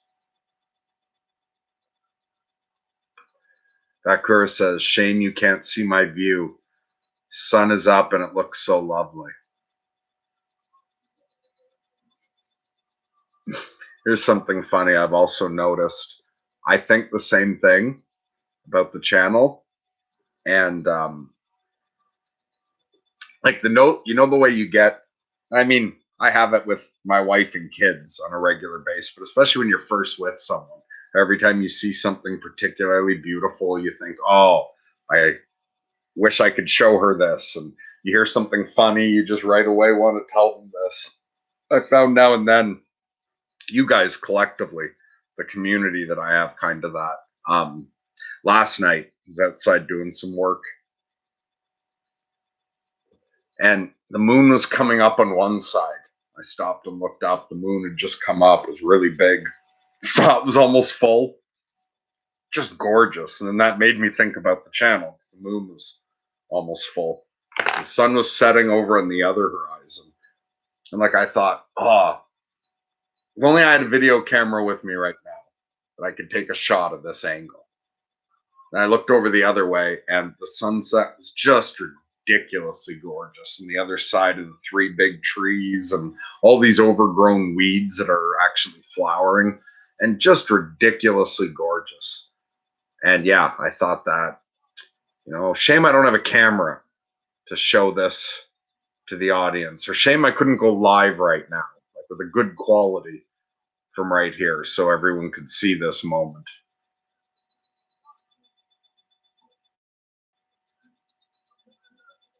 So yeah, I often think about you guys when I see a nice. Although for me, I don't see the sunrise. I go to bed right before the sun comes up. But I don't just think of my wife now when I see a beautiful sunset. I'll think, it'd be nice to have her here with me. But I'll also think, it's too bad I can't go live right now and share this with the audience, the community. Shane says I'm feeling it. I think the interaction in this channel's top notch. But I can often get very down on myself about not doing a better job on the channel. But as someone else said before, that probably a lot of that pressure and whatnot comes from ego. But I'm glad you guys get something out of this. And I'm going to not put too much pressure on myself, while at the same time trying to do a better job at this when I feel able to. And hopefully, just by bumbling along, I will continue to do this better. But it is amazing what has grown here already. Andrew had something really special started here. And me and Ryan never could have done this out of nowhere. Like Grizz and a lot of Andrew's old people were here, and it set the tone for everything. It was a structure me and Ryan fell into.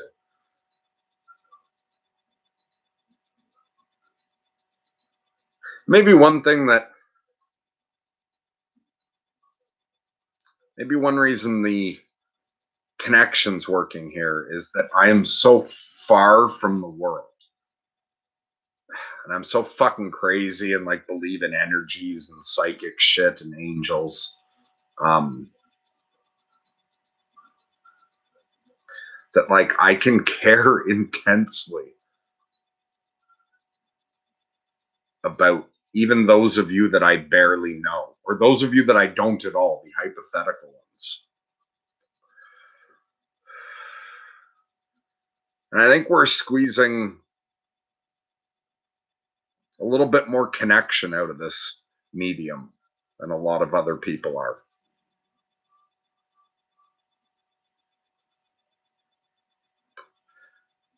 Grizz says, and they sat there quietly, the screens between them dissipating like a fog, and they felt it, the sharing of a moment. They were all alive, hearts beating, blood pumping, together in a moment. I love that. Did you just write that, or is a bunch of that a quote? Shane says, breaking the fourth wall and bringing meaning. I saw the moon yesterday and wondering when the next stream was. Becker says, I'm sure Canada's truly beautiful. I would really like to take a trip there one day. Edinburgh is a fantastic place, especially during festivals, but life here driving me away from the city. Yeah, Canada has got some gorgeous places, and where I am here in Quebec is really beautiful. There's a lot of wildlife. Maybe one day we'll hold some sort of convention or retreat or something. We played around with the idea, like, not seriously, but like, who knows what if things keep going. I don't know. I'm not one to travel. I don't like even leave my property often at all. But we played around with the idea of one day setting up some sort of little wilderness retreat, like doing something close enough to me that I could handle doing it. And there's a lot of beautiful wildlife and forest around here. So who knows where things will go. That's an idea we've kicked around a little bit. Maybe one day, for those of you who feel like traveling, we'll have some sort of little convention or camp out, some sort of retreat. Brian could hold class in the morning. We could do meditations or who knows what.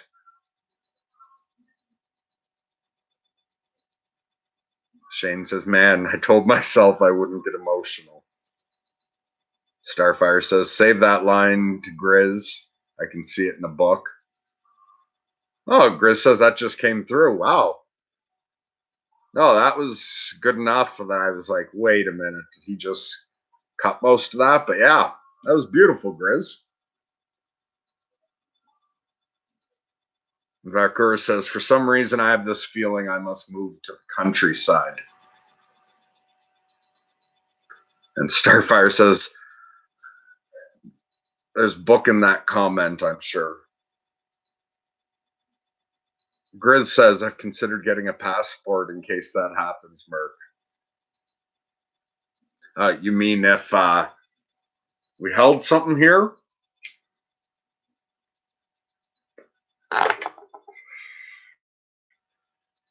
Actually, you in particular, Grizz. Yeah, I won't get into any of the details from the class, but during the last Sacred Flip class, when you were talking, it made me think, fuck, I wish Grizz lived close by, or like close enough by that you could come and visit when you were talking about a bunch of what you talked about. I think we could do some good work with like some one-on-one time, like in person. And I think you'd get a lot out of the countryside here.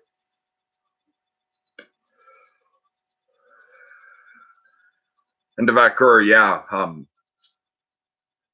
It's funny, like when I was a kid, we lived in either small towns or like farms. And when I was like a teenager and we first moved here to this area, like my dad moved into his parents' place when I was 16. We moved out here to the country, and I just couldn't wait to move to a city. I moved from here first to Ottawa, then I lived in Montreal or the West Islands outside Montreal when I went to college, and then I went to Toronto. I was so excited to first get to Toronto and to live there for a while. You know, there's always concerts and all kinds of shit to do. But then I got tired of it. And I did sort of get trapped in Toronto. I won't get into all the personal. And then when I snapped and ended up out here in the country, I cannot imagine living in a city anymore at all.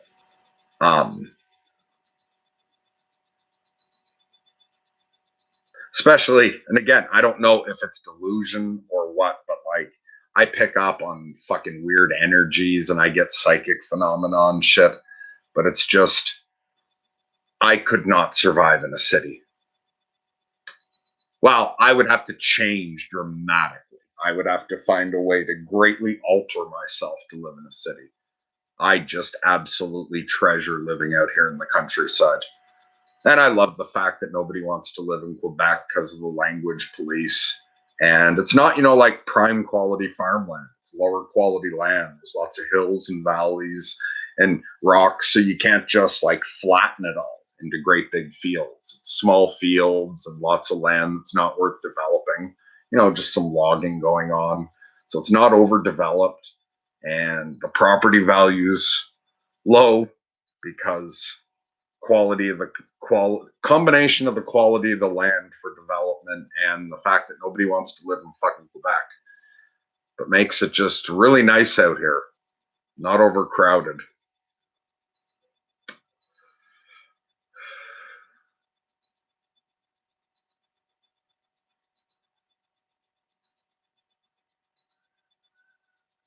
So I can feel bad sometimes when I think about people stuck in the cities,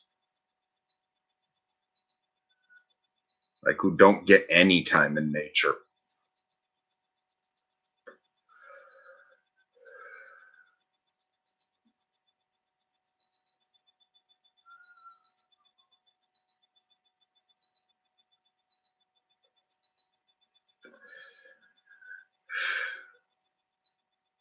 All right, if people still want to hang out, I'll stay on for a little while longer if you guys want, but I'm not going to push myself to talk too much.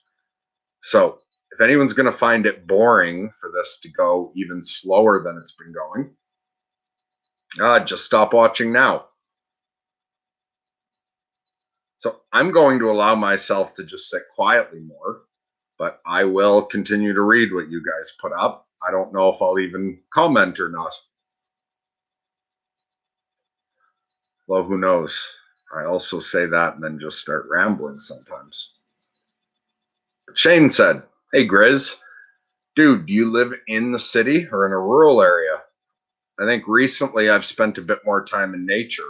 I feel like I seriously have something from the experience that I can remember. And try to keep with me." Okay, so we're waiting for more from Shane. Hey, Vekor said my daughter just started primary one yesterday. That's awesome. How old's your daughter?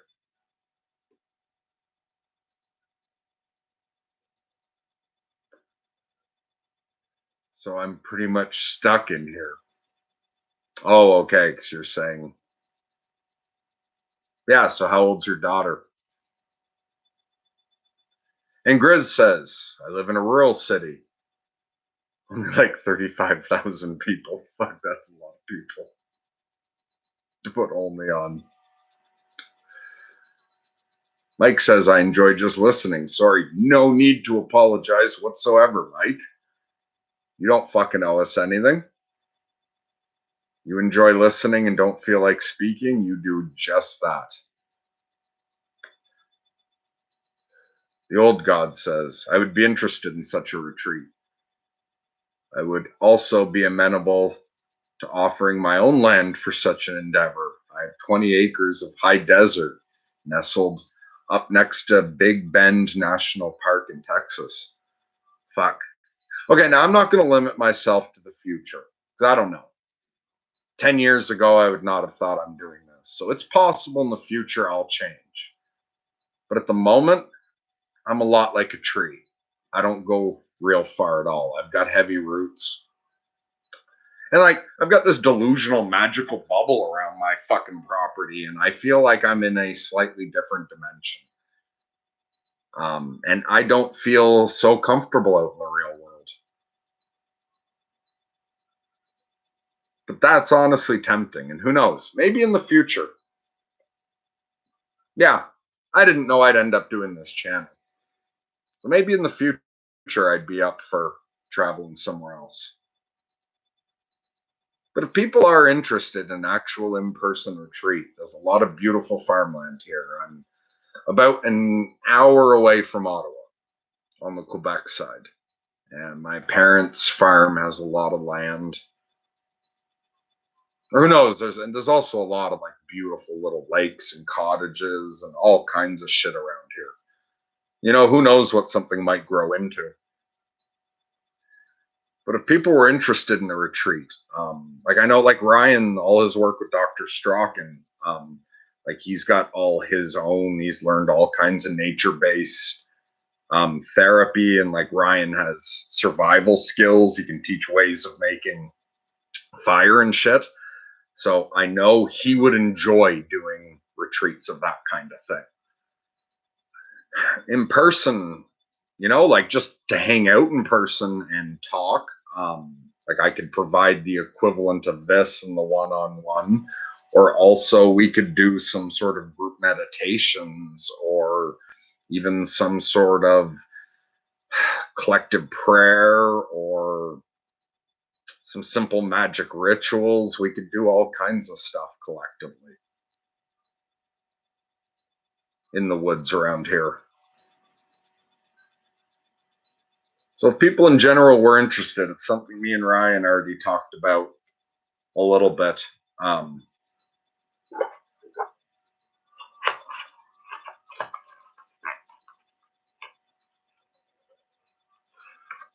Mercury says she's 5. That's adorable.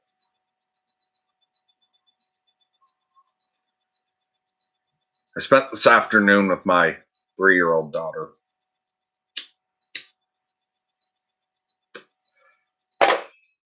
I had her for a few hours, and I get along very, very well with toddlers. 3-year-olds, 4-year-olds, 5-year-olds. I'm interested in all the same shit. I can spend 5, 6 hours walking around, paying attention to bugs, looking like it's just beautiful the way small kids can find such intense meaning in anything. Like just a stick or a rock is interesting. Just following bugs around, exploring the old barns, watching the bees on the flowers. And I love the way with small kids, like it's important when the nice rock is. And it's also interesting to see the way, like Peterson's right, the categories of mother, father, child, and like siblings are very much like a fundamental way we process the world. It's interesting with a toddler to watch how quickly, like, that bugs the mummy and that bugs the baby and that bugs the daddy, like the big, but it doesn't even have to just be bugs and frogs and animals. It's she finds one big rock and then there's another little rock. The little rock's the baby, big rock's the mummy or the daddy. And I love the way toddlers can just impose so much meaning, the way they can just, like, things have names. This rock is happy. That wilted flower looks sad. They project so much narrative onto things. And toddlers, in a very zen way, find that simple stuff interesting. Just the feeling of sand in your feet. Just looking through an old barn and poking the poop in the corner with a stick and talking about what animal it might have come from. Catching a moth and naming it.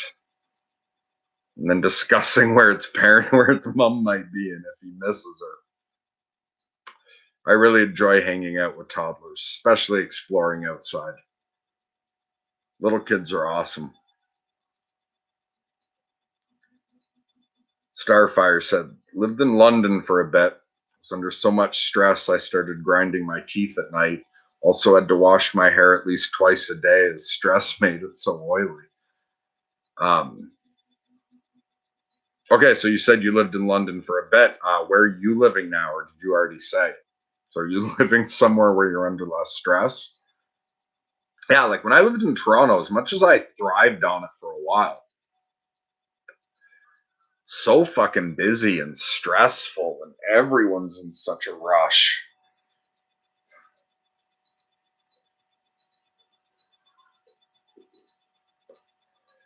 Dusty Dust says, I used to get attached to places when I was hypermanic. I wonder what gets some place, thing, person attached to mind. Yeah, for me, like mania in a way just turns up the meaning and the importance on so many things. But it is interesting to notice, what is it we attach to, and the way we don't really choose what we get obsessed with, what sticks with us, what we connect to. When you see a piece of art, there's no choice involved. You're either drawn to it or it connects to a certain part of you.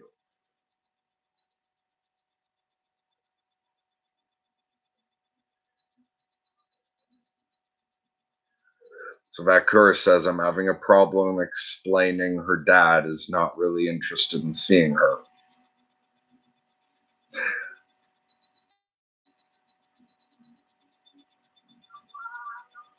And you say further on, so if it comes to the subject of family, she's happy about having a mom and an aunt and a grand, but she's missing male energy in this picture. Sorry to hear that, Vakura.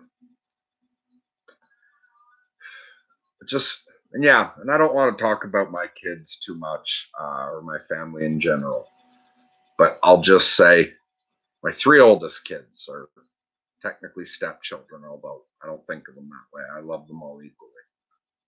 But my three older kids didn't have a dad either before they met me.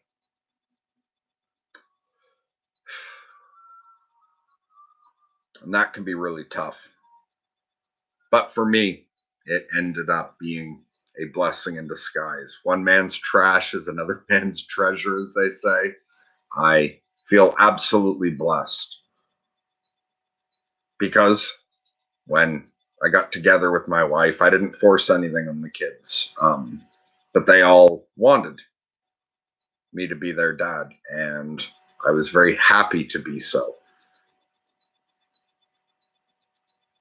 So I was very grateful that there was that void that I was attracted into. But yeah, it's unfortunate that some people don't connect with their kids like that and just disappear. But it's better to focus on what we're grateful for.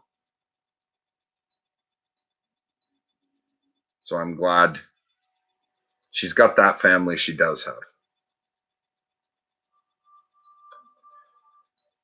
Mike says, I'm about 4 hours from Ottawa on the Ontario side. Oh, cool, you're not that far.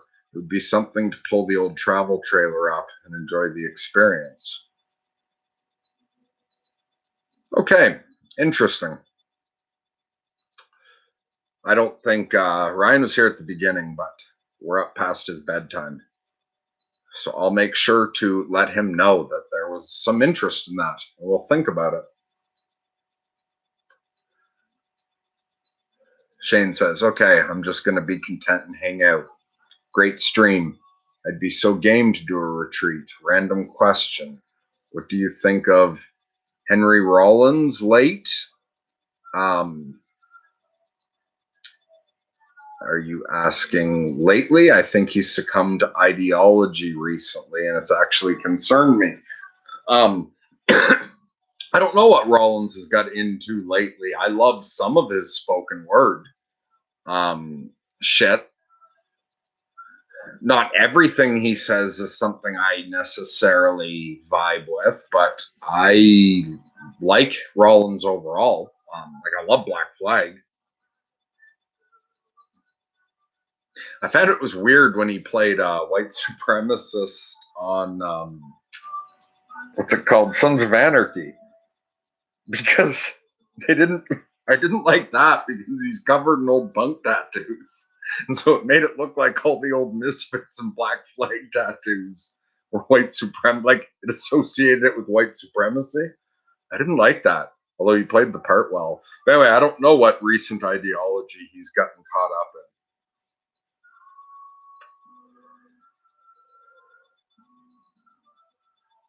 Jewish Wookie says, "What's up? Hey, good to see you.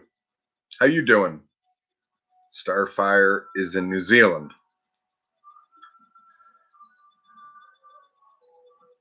So anyway, yeah, what kind of thing is Rollins into recently? Like, is there a good clip you can recommend to check out what he's been talking about lately?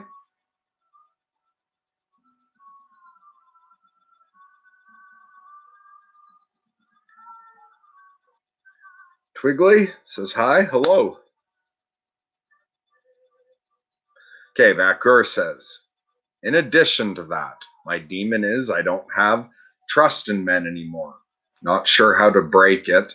If anyone have any ideas. Okay, well, Peterson talks about that, and he says how becoming cynical is wiser than being naive. So that sometimes we start out naive about something, and then someone betrays our trust or whatever, and we become cynical, and that is actually a step up. The next step, though, is to realize that even though you're now aware of how shitty men can be,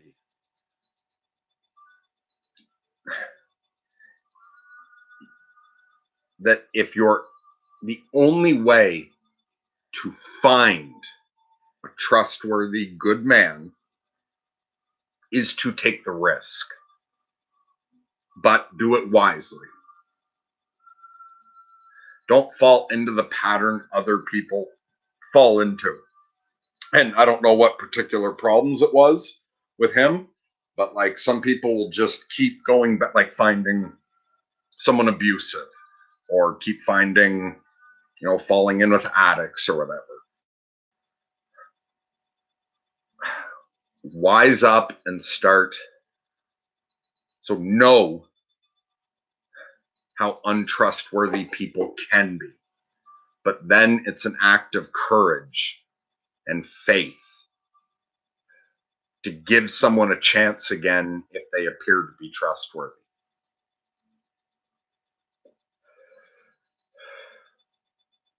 But there are still good men out there. You're just aware that there's bad ones now as well.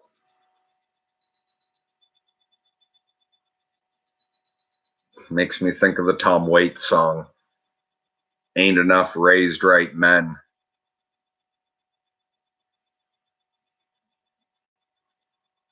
Jewish Wookie says, a few mental episodes, bit of self-harm. Pretty stable right now, though. How about you? So, sorry to hear you've been struggling. Hope you didn't do, hope you don't have any scars that are going to be a problem or any embarrassment from that. But I'm glad that you're more stable right now.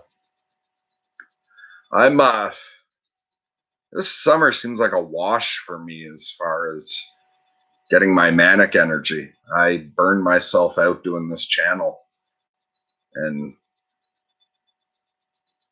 used up a lot of my manic energy on some magic a while ago and seemed to be just really low energy. Kind of plodding along, but accepting it. I've, let myself slow down a bit recently. Tried to take off the pressure about the channel. Been focusing on some other things. Getting a few other projects taken care of. Trying to put a bit more energy back into myself. And I've realized lately that my fucking make-believe shield that I've put around myself to separate me from the real world's grown thin because of this channel. The real world occupies more of my thoughts than it used to. And so I've noticed strong desire to escape into the realm of thought more, step over into the other dimensions, spend a bit more time in a magical state. And fuck yeah, I really miss that manic physical energy. Waking up after like 4 or 5 hours sleep. Although, yeah, I try not to let it get that low.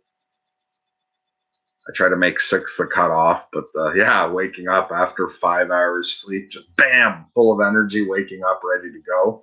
Haven't had that once this fucking summer. And this is uncharted territory for me. Like for the past decade, my yearly cycle's been pretty easy to predict. I don't know what the fuck I did to myself taking over this channel. Like, is there still going to be that manic energy come in the fall or something? Like, have I just delayed it? Or am I like skipping a summer and next year I'll go back to normal? I don't know. So I'm not sure what's going to happen to me next, but at the moment, a fair amount of mixed states, like both some aspects of depression, in particular the physical low energy, but other aspects of sort of hypomania. Twiggly says, like, give people the benefit of the doubt till they prove you wrong. When they do you wrong, to pretend to let it go, like stand up for yourself and don't put up with their shit. And the old god says people earn trust, but they need the opportunity to prove themselves. Yeah.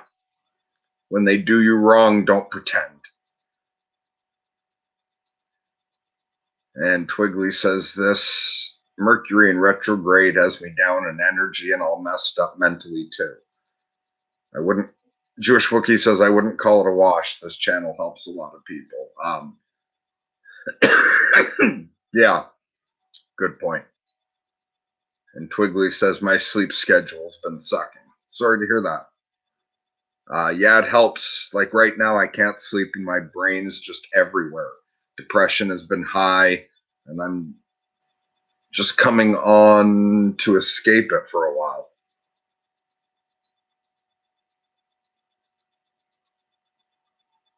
All right. Well, I'm glad to host the space where you've come to escape it.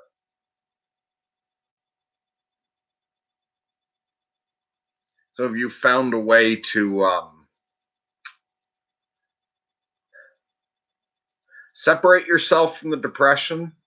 You know, sort of like in that idea of mindfulness, not being one with your thoughts, like observing them, realizing that you have thoughts, that you're not your thoughts. Do you do good with realizing that you have depression? You are not depression. Can you find a way to become interested in the experience of it by taking a step back?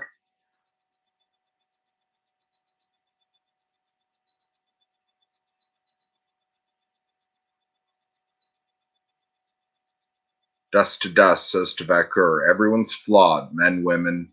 Best you can do is put it into perspective.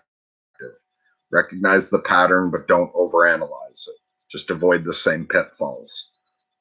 Yeah. And also, if you want to talk to me and Ryan about that, if this is a big issue, like that you want to get more in depth with, it's been a while since we've recorded any audience sessions.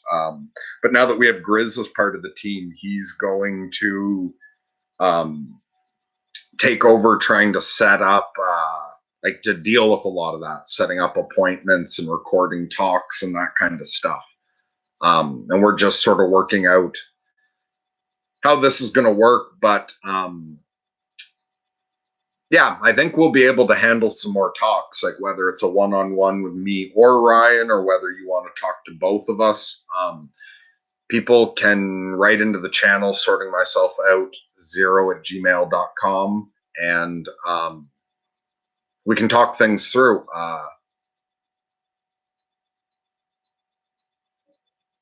And we can do it where we record it, but if there's anything too personal, we take it out, or where you decide after. But it's been a while since we've been recording audience sessions, and I think those were good. I enjoy getting to know you people more. And everyone in the audience, I think, is really liking to get to know more and more people. And I've found out almost any problem anyone has, other people have that problem, and us talking it through, talking some stuff through publicly seems to be able to have, a ripple effect to help more people. So I'm sure there's lots of people out there dealing with that same issue. Um, so right into the channel if you'd like to come on and talk to us about it sometime.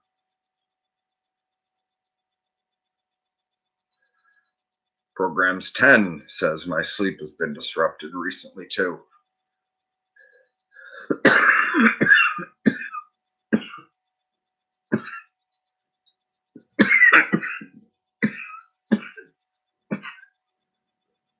Apologies. Programs 10 says, I'm sort of trying not to interfere with it and see where it takes me, but I wonder if I'm seeking some extra chaos since my work is speeding up recently. Interesting.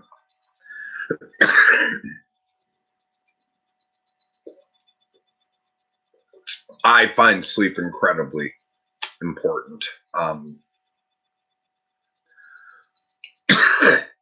And because I'm on disability, I've got the freedom to follow my body's natural clock. So I I sleep I let myself shift to my natural sleep cycle, and only on very rare occasions do I try to avoid ever having to set an alarm. Because especially in mania, not enough sleep can really fuck me up. So I try to get as much sleep as I can. For me, sleep's really important.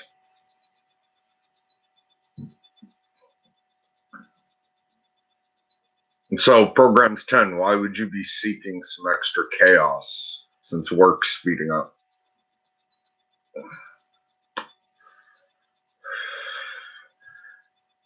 You feeling pressure from work speeding up, and what do you do?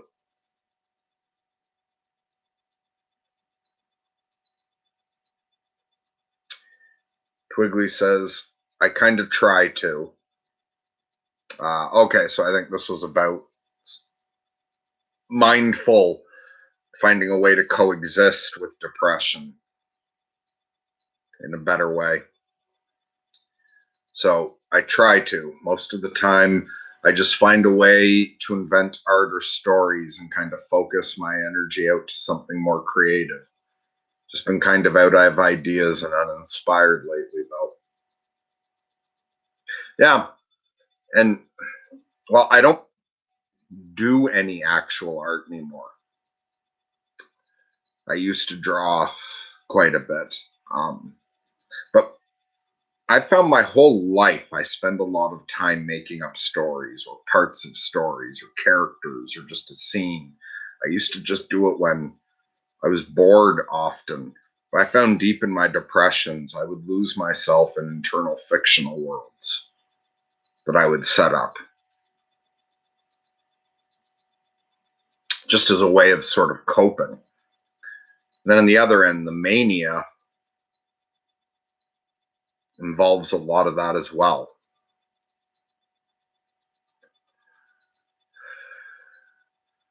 And so I find I actually do quite a bit of art in my head. Sometimes I even write music in my head. Sometimes I visualize sculptures or paintings or drawings. Sometimes I play around with ideas for a comic book or a movie. Sometimes I sort of write stories or things in my head. But I don't do anything with any of it. Although, as I've progressed, I realize that a lot of that is the same thing. That's like the longing for magical interaction. Ritual magic really involves a lot of that. Being able to create with your mind.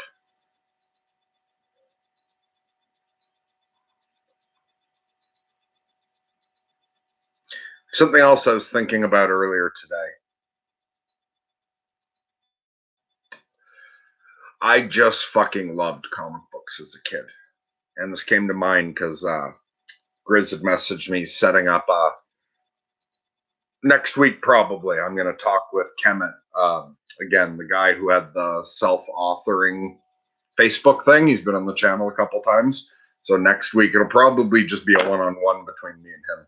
But we're going to talk specifically about more about his character arc interests and comic book archetypes and stuff like that. And so I was thinking about it a bit, and since I've gone crazy, and been more introspective and looked back, spent more time looking at myself, but also looking back at my younger self. I got very obsessed with comic books when I was younger, and like when I was a kid, I didn't give a shit about school. And to me, like Marvel was more real than the real world facts. Like real history was less real to me than the history of the comic book characters I was into. And especially back then, because it was before everything started getting rebooted and written differently. Like when I was a kid, the Marvel storyline was trying to like stay consistent with like a consistent history. And that felt incredibly real to me. The superheroes felt incredibly important. And looking back on it, it just seems to me that that was like an internal longing for a pantheon of gods, and that the Marvel universe really took the place of mythology for me. And that I was really missing a pantheon of gods that I wanted to learn about. But I found that fictional world more important than the real world when I was a kid. But nobody else shared that with me. And so I was always very different and didn't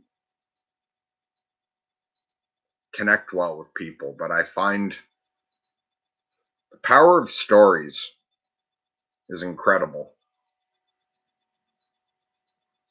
But anyway, so I guess that's a plug for me and Kemet will be talking soon. And I don't know where exactly it'll go, but we're going to talk about superheroes and their archetypes. And I don't know what else he'll have to say about it.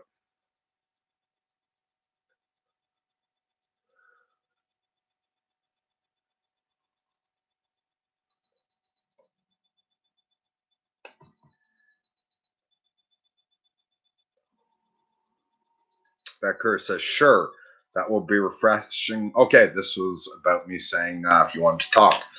Because I just find myself in a repeat. I know where the issues are, but for some reason I can't fix this situation. Okay, well, we'll set up a talk sometime then. And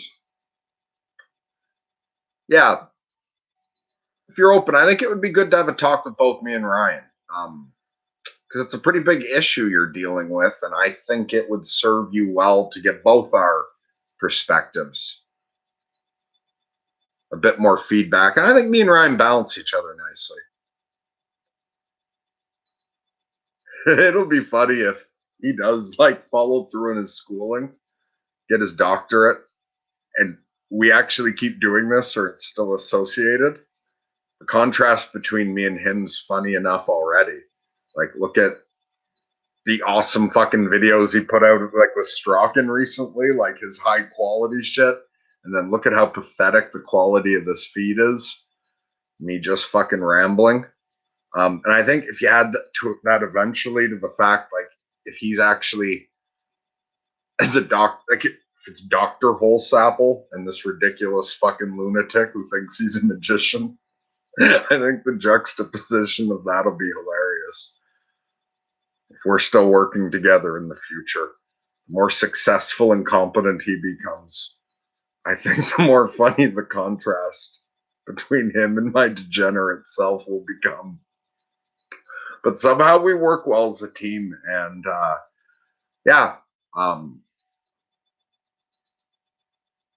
don't know what kind of advice I'll have for you, but who was it who said recently that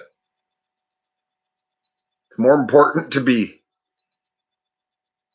like to have an interesting thought on something than to be right?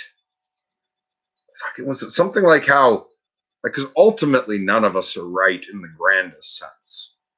Like, none of us knows everything about anything.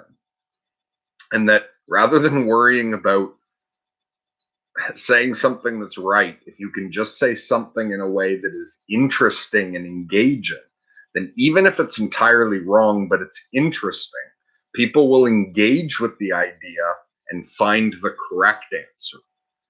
And so it's more about getting someone interacting with an interesting thought or perspective. And so we'll do what we can to help you out. And who knows, maybe I can tell you something that will actually help. Or maybe I can just give you a different perspective in an interesting way. And while examining my perspective, you discover something even better comes to mind and that you discover for yourself. But one thing me and Ryan can give is, and I've gotten to know Ryan pretty well. He honestly cares about all of you guys.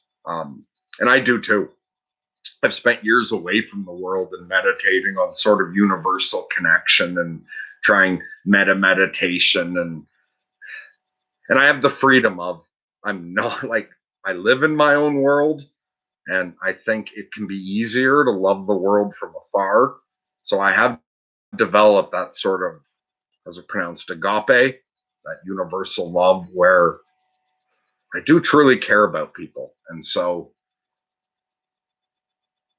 when we do talks with people, what we can give you is our full attention, that we'll take the side of the good parts of you that want to do better, and that you'll have my full present attention, and we'll talk it through and see what we can figure out. Twiggly says I love to paint the most. So are you painting at the moment? And yeah, painting can be wonderful. I did just a little painting. I haven't done very much painting. I've drawn a lot, and like I've done some tattoos. I did a tattoo apprenticeship, but I drew a lot as a kid. I haven't been doing art in quite a while. Maybe sometime I'll show you guys some of my old drawings. But yeah, are you painting at the moment? I Yeah, I won't say who it is. Someone I know took up painting a while back because they had both like some medical problems and some mental problems. You know, the stress makes the medical worse, blah, blah, and took up painting just as therapy. And like they're not very skilled, although I think they actually, are beginning to show more talent than they give themselves credit for. But they did find that even though they weren't producing paintings that they felt had any value, didn't feel good about showing them to anyone, was finding just the act of painting very therapeutic. Could be good for me to get back into art again. Like I used to draw in the past. I used to play in shitty punk bands. I was involved in some independent filmmaking a little bit with Trauma. I've always enjoyed writing stories in my head. But with the exception of making like birthday cards for my wife and kids, I haven't drawn in years. I think that's the last bunch of things I drew, was drawing birthday cards for them. But art can be very therapeutic. Jewish Wookie says, I get lost in my inner world a lot. It's really crazy sometimes. I can spend hours talking to myself, entertaining fantasies. I now realize that it's a form of escape, but it's more fun than the real world. Okay, yeah, absolutely. I can identify with all of that so much. And I was watching some video by Teal Swan the other day, where she asked you to look back at your childhood and what was the one thing that felt so natural to you that you wanted to do that your parents or society said you couldn't do. It was one of her, finding something repressed. What was the one thing that you felt just born to do when you were a small child? When I thought back on that, I realized it was that. It was getting lost in an inner world. And yeah, I was more interested in the superhero pantheon and of learning all the facts, the background of the X-Men, and that felt like real history to me. And I collected, I grew up in the 80s, and so the Saturday morning cartoons matched the toys, which, while it was all just commercialism and marketing, um, I found it produced something beautiful. I loved being able to bring myth out of, for it to break the fourth wall, and that I could actually have He-Man. I could actually have, a Transformer that I saw on television. But most when I was a kid, what I wanted was to be lost in a fantasy world. I found school boring, and like they often were they kept trying to move me up a grade when I was in early school, and I kept refusing it. Like for me, school was such an imposition, and it was so boring. All I wanted was to get away and get into some fantasy world, whether it was like Masters of the Universe, Sectars, or whether reading a comic or just sitting and daydreaming, thinking about fictional characters. And yeah, I had to suppress that growing up. But I wonder if I hadn't suppressed that, and if I'd learned mindfulness younger, and I'd gone through like a process of integration, would I have been able, even with my genetic predisposition to insanity, because that's surely part of it, because I have insanity in my family's history on my father's side. And then the trauma was included, getting hit by the bus. But I wonder, if I was integrated, would I have not gone insane at that experience? And if I'd never denied that part of me that wants to get lost in the inner world, would it have not, like, did that get locked away and mutate and grow into the monster that is the psychosis that broke loose?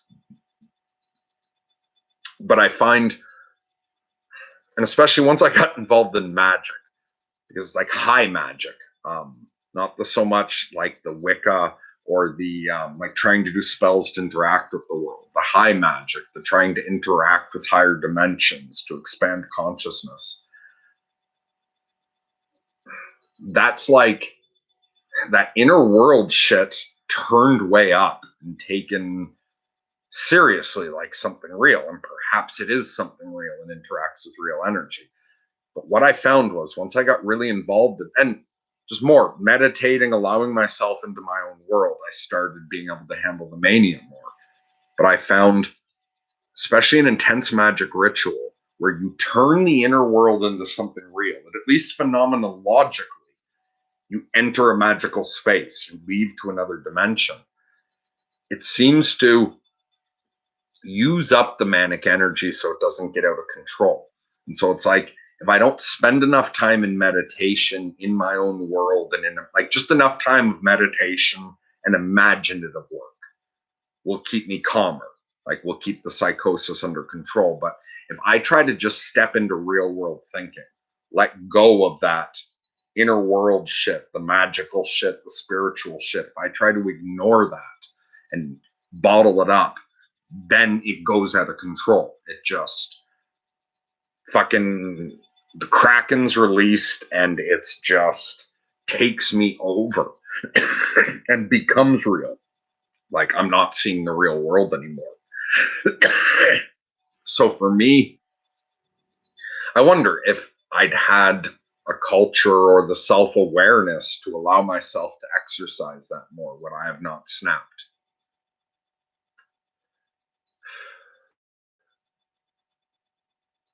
I wonder what I would be like if I'd grown up in like a community where where you raised where you had like a shamanic upbringing, where myth is treated as real. What that would have done to me.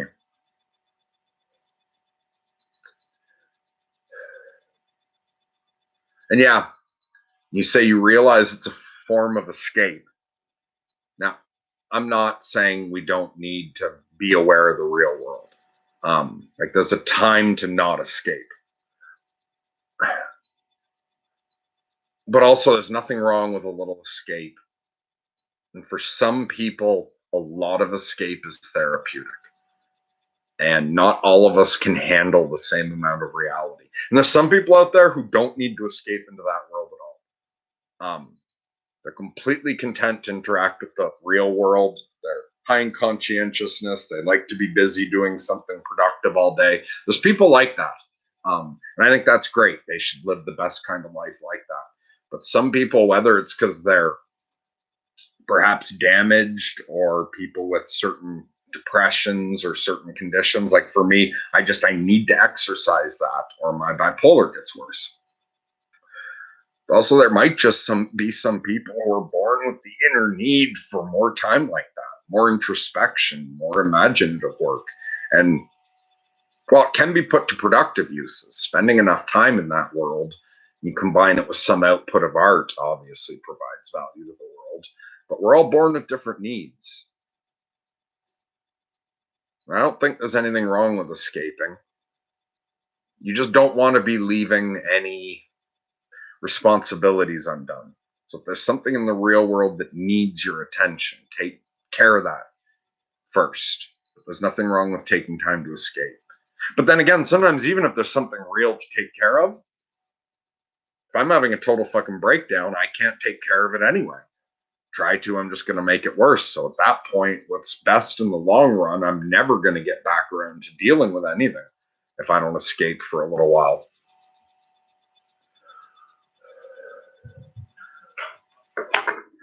Twiggly says, Vakur, I know how you feel. I get up, go to work, and just over again. Yeah, before I went crazy, I worked some hard jobs. I could never stand that.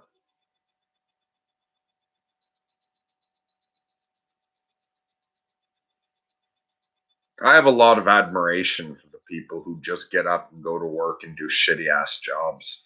I mean, some of them are even doing jobs that don't need to be done. We have so much redundant and pointless work being done nowadays.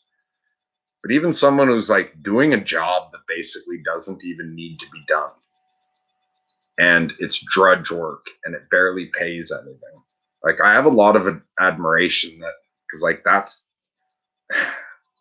the only spot you've got to fill at the moment. And the fact that someone puts up, like, yeah, endures that. I see a lot of admirable qualities about people who just push through. Well, it would be nice, especially now that everything can be automated more, and it would be nice if society could shift a little more to allow people to more freedom of choice in what they do. It'd be nice to see more people spending their time something they find meaningful.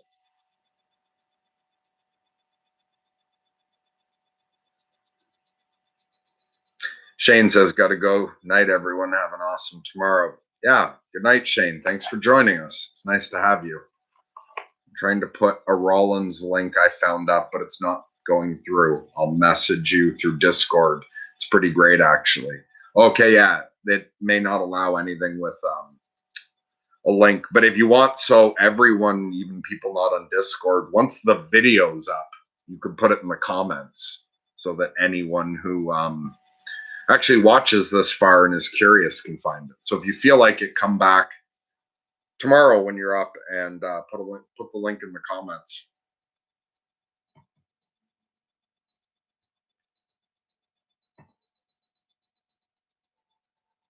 Oh,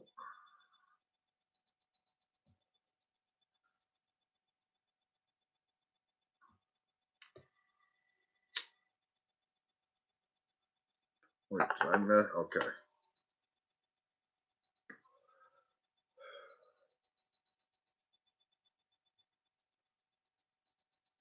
I'm getting a little bit behind. So I don't know how much longer I'm going to go.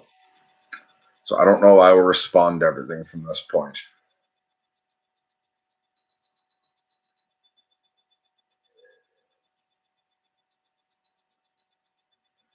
Uh, okay, so Twiggy says, Yeah, Jewish, I know how that is. If you think about it, it may mean we're crazy, but think about how the world would be without us being able to create this due to mental illness. Yeah, and that's the other thing about people with mental illness.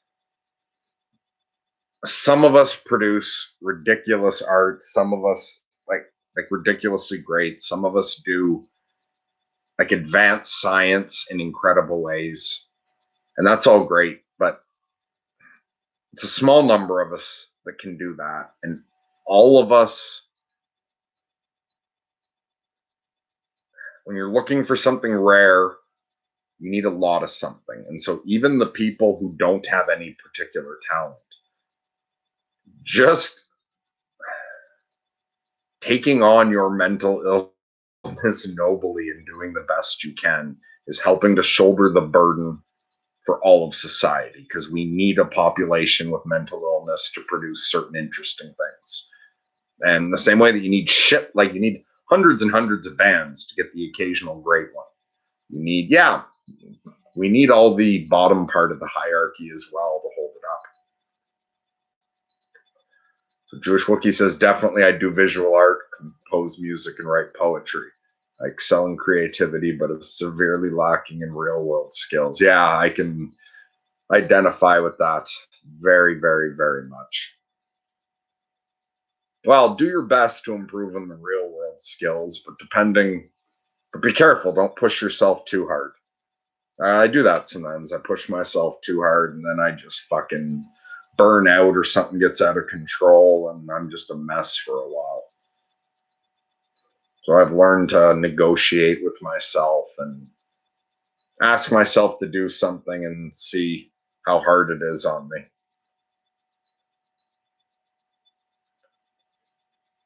Okay, programs 10 says, I suspect that I was subconsciously trying to get mental energy via sleep deprivation. Sleep deprivation, increased stress chemicals, paradoxically increased focus despite being more tired.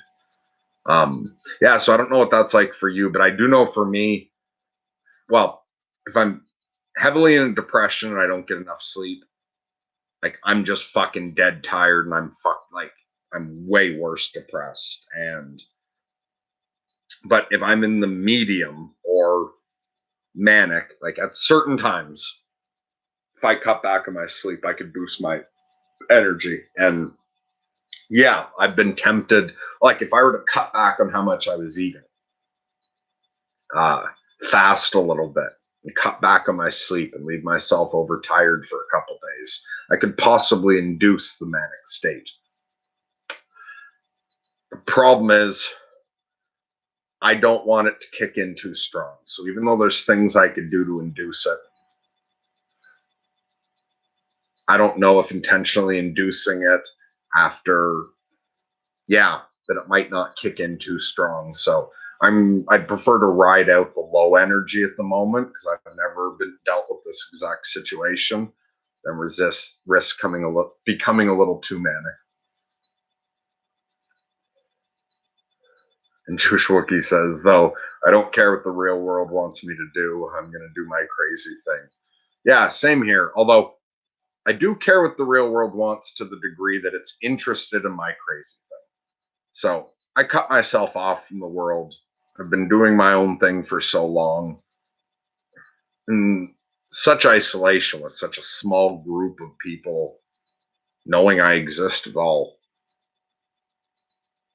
that it was really easy for me to separate from the world's expectations. However, whatever part of the real world that the fates send me who are interested in the crazy thing I'm doing, well, I care about them and I'm interested in trying to share whatever I have that might be helpful. The old god says, you are the soul of this channel. I thank you. Programs 10. I have ADHD, so I usually find sleep to be critically important to improve my focus. But somehow it's not a problem right now. Maybe I'm on my way to a bout of hypomania, or maybe I'm already in it. I don't know. Okay, well, just watch. If you don't know, Watch for impulses to spend too much that you shouldn't. Watch for any impulses to do anything risky. Just be extra careful if suddenly you feel like doing risk, be overspending money or doing anything risky. Old God says, first come interest, then come meaning.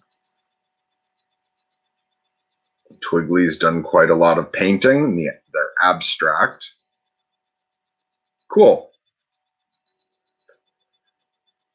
And Shane says, that's great, dude, about agape. I think what you guys do is awesome. Okay, gotta sleep. Good night. Good night, Shane. Twiggly says, a lot of it's on my Instagram, Moonglow777, if anyone wants to add me, and you guys can message me anytime if you need someone to talk to. Okay, I don't use Instagram, but we do have a Discord server. I think Grizz put the link in this already in the chat. And there's a section for people to share things they've created. So if you post anything there, I'll definitely check it out.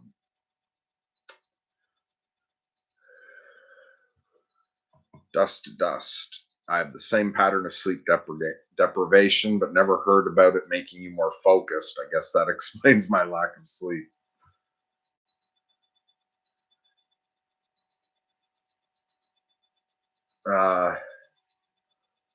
Okay, I'm not sure if I jumped a bunch.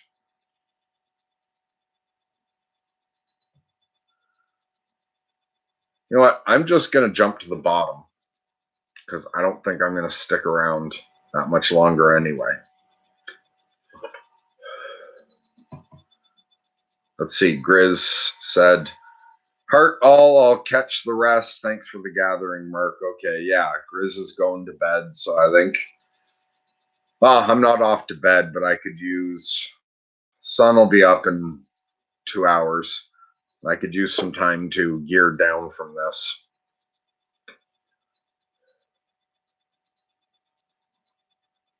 So yeah, I missed a few things. I'll try to come back later and like tomorrow and read through these comments to catch up on them. But if I missed anything you said that was important, bring it up again some other time. Well, I'll read just the last couple here. So Twiggly says, I mean, just so you know, I'm not glamorizing it, but at the same time, you need to just accept who you are and love yourself. So part of this has to do with something I skipped, I guess.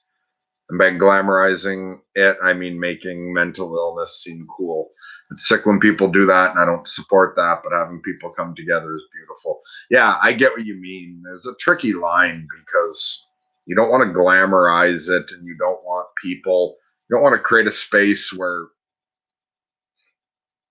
people are going to try to make themselves worse for the attention of it, or it would be nice if we could appreciate everyone all along the spectrum of various forms of sane and insane for who they are, and if we could help everyone just become the best them, help them with whatever particular weaknesses they have, and hopefully all benefit from the particular gifts. Yeah, I get what you mean about there's a fine line between sort of fighting the stigma and shame of mental illness and glamorizing it. But what I do love about the channel here is the way both people with severe mental illnesses, people with sort of minor stuff, a bit of depression, and people who are just completely sane and just looking to find, meaning, understand things, sort themselves out, can all come together. And I love the way everyone's really accepting of each other, embracing both our differences and our common humanity. So Becker has breakfast done, school uniform for my wee one on ironed. Need to take her up and start my day. I have to go now. Have a good day, night, everyone. Yeah, have a great day, Becker. And I'm looking forward to talking to you. And I hope you and your little one both have just beautiful days today.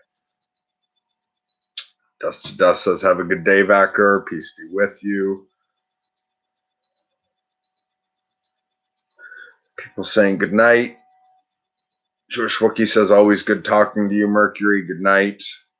Programs 10 says, thanks for the advice, Merc. My hypomania has been pretty mild in the past. Luckily, not exhibiting much risky behavior. Awesome. I'll keep an extra close eye on it for now, at least until my sleep restabilizes. Yeah, and if you just know to watch for a few tricky behaviors, or if you have any old addictions or anything, be careful not to fall back into something. But yeah, see if you can enjoy the hypomania. The best way to enjoy it is to have your eye out for where it can go wrong and not let anything get out of control. So just be careful with spending, risky behavior, and hopefully it'll be pleasant for you. All right, so it was great hanging out with all of you. Thanks for showing up. Thanks for being part of the community. God bless everyone, and lunatic love to all.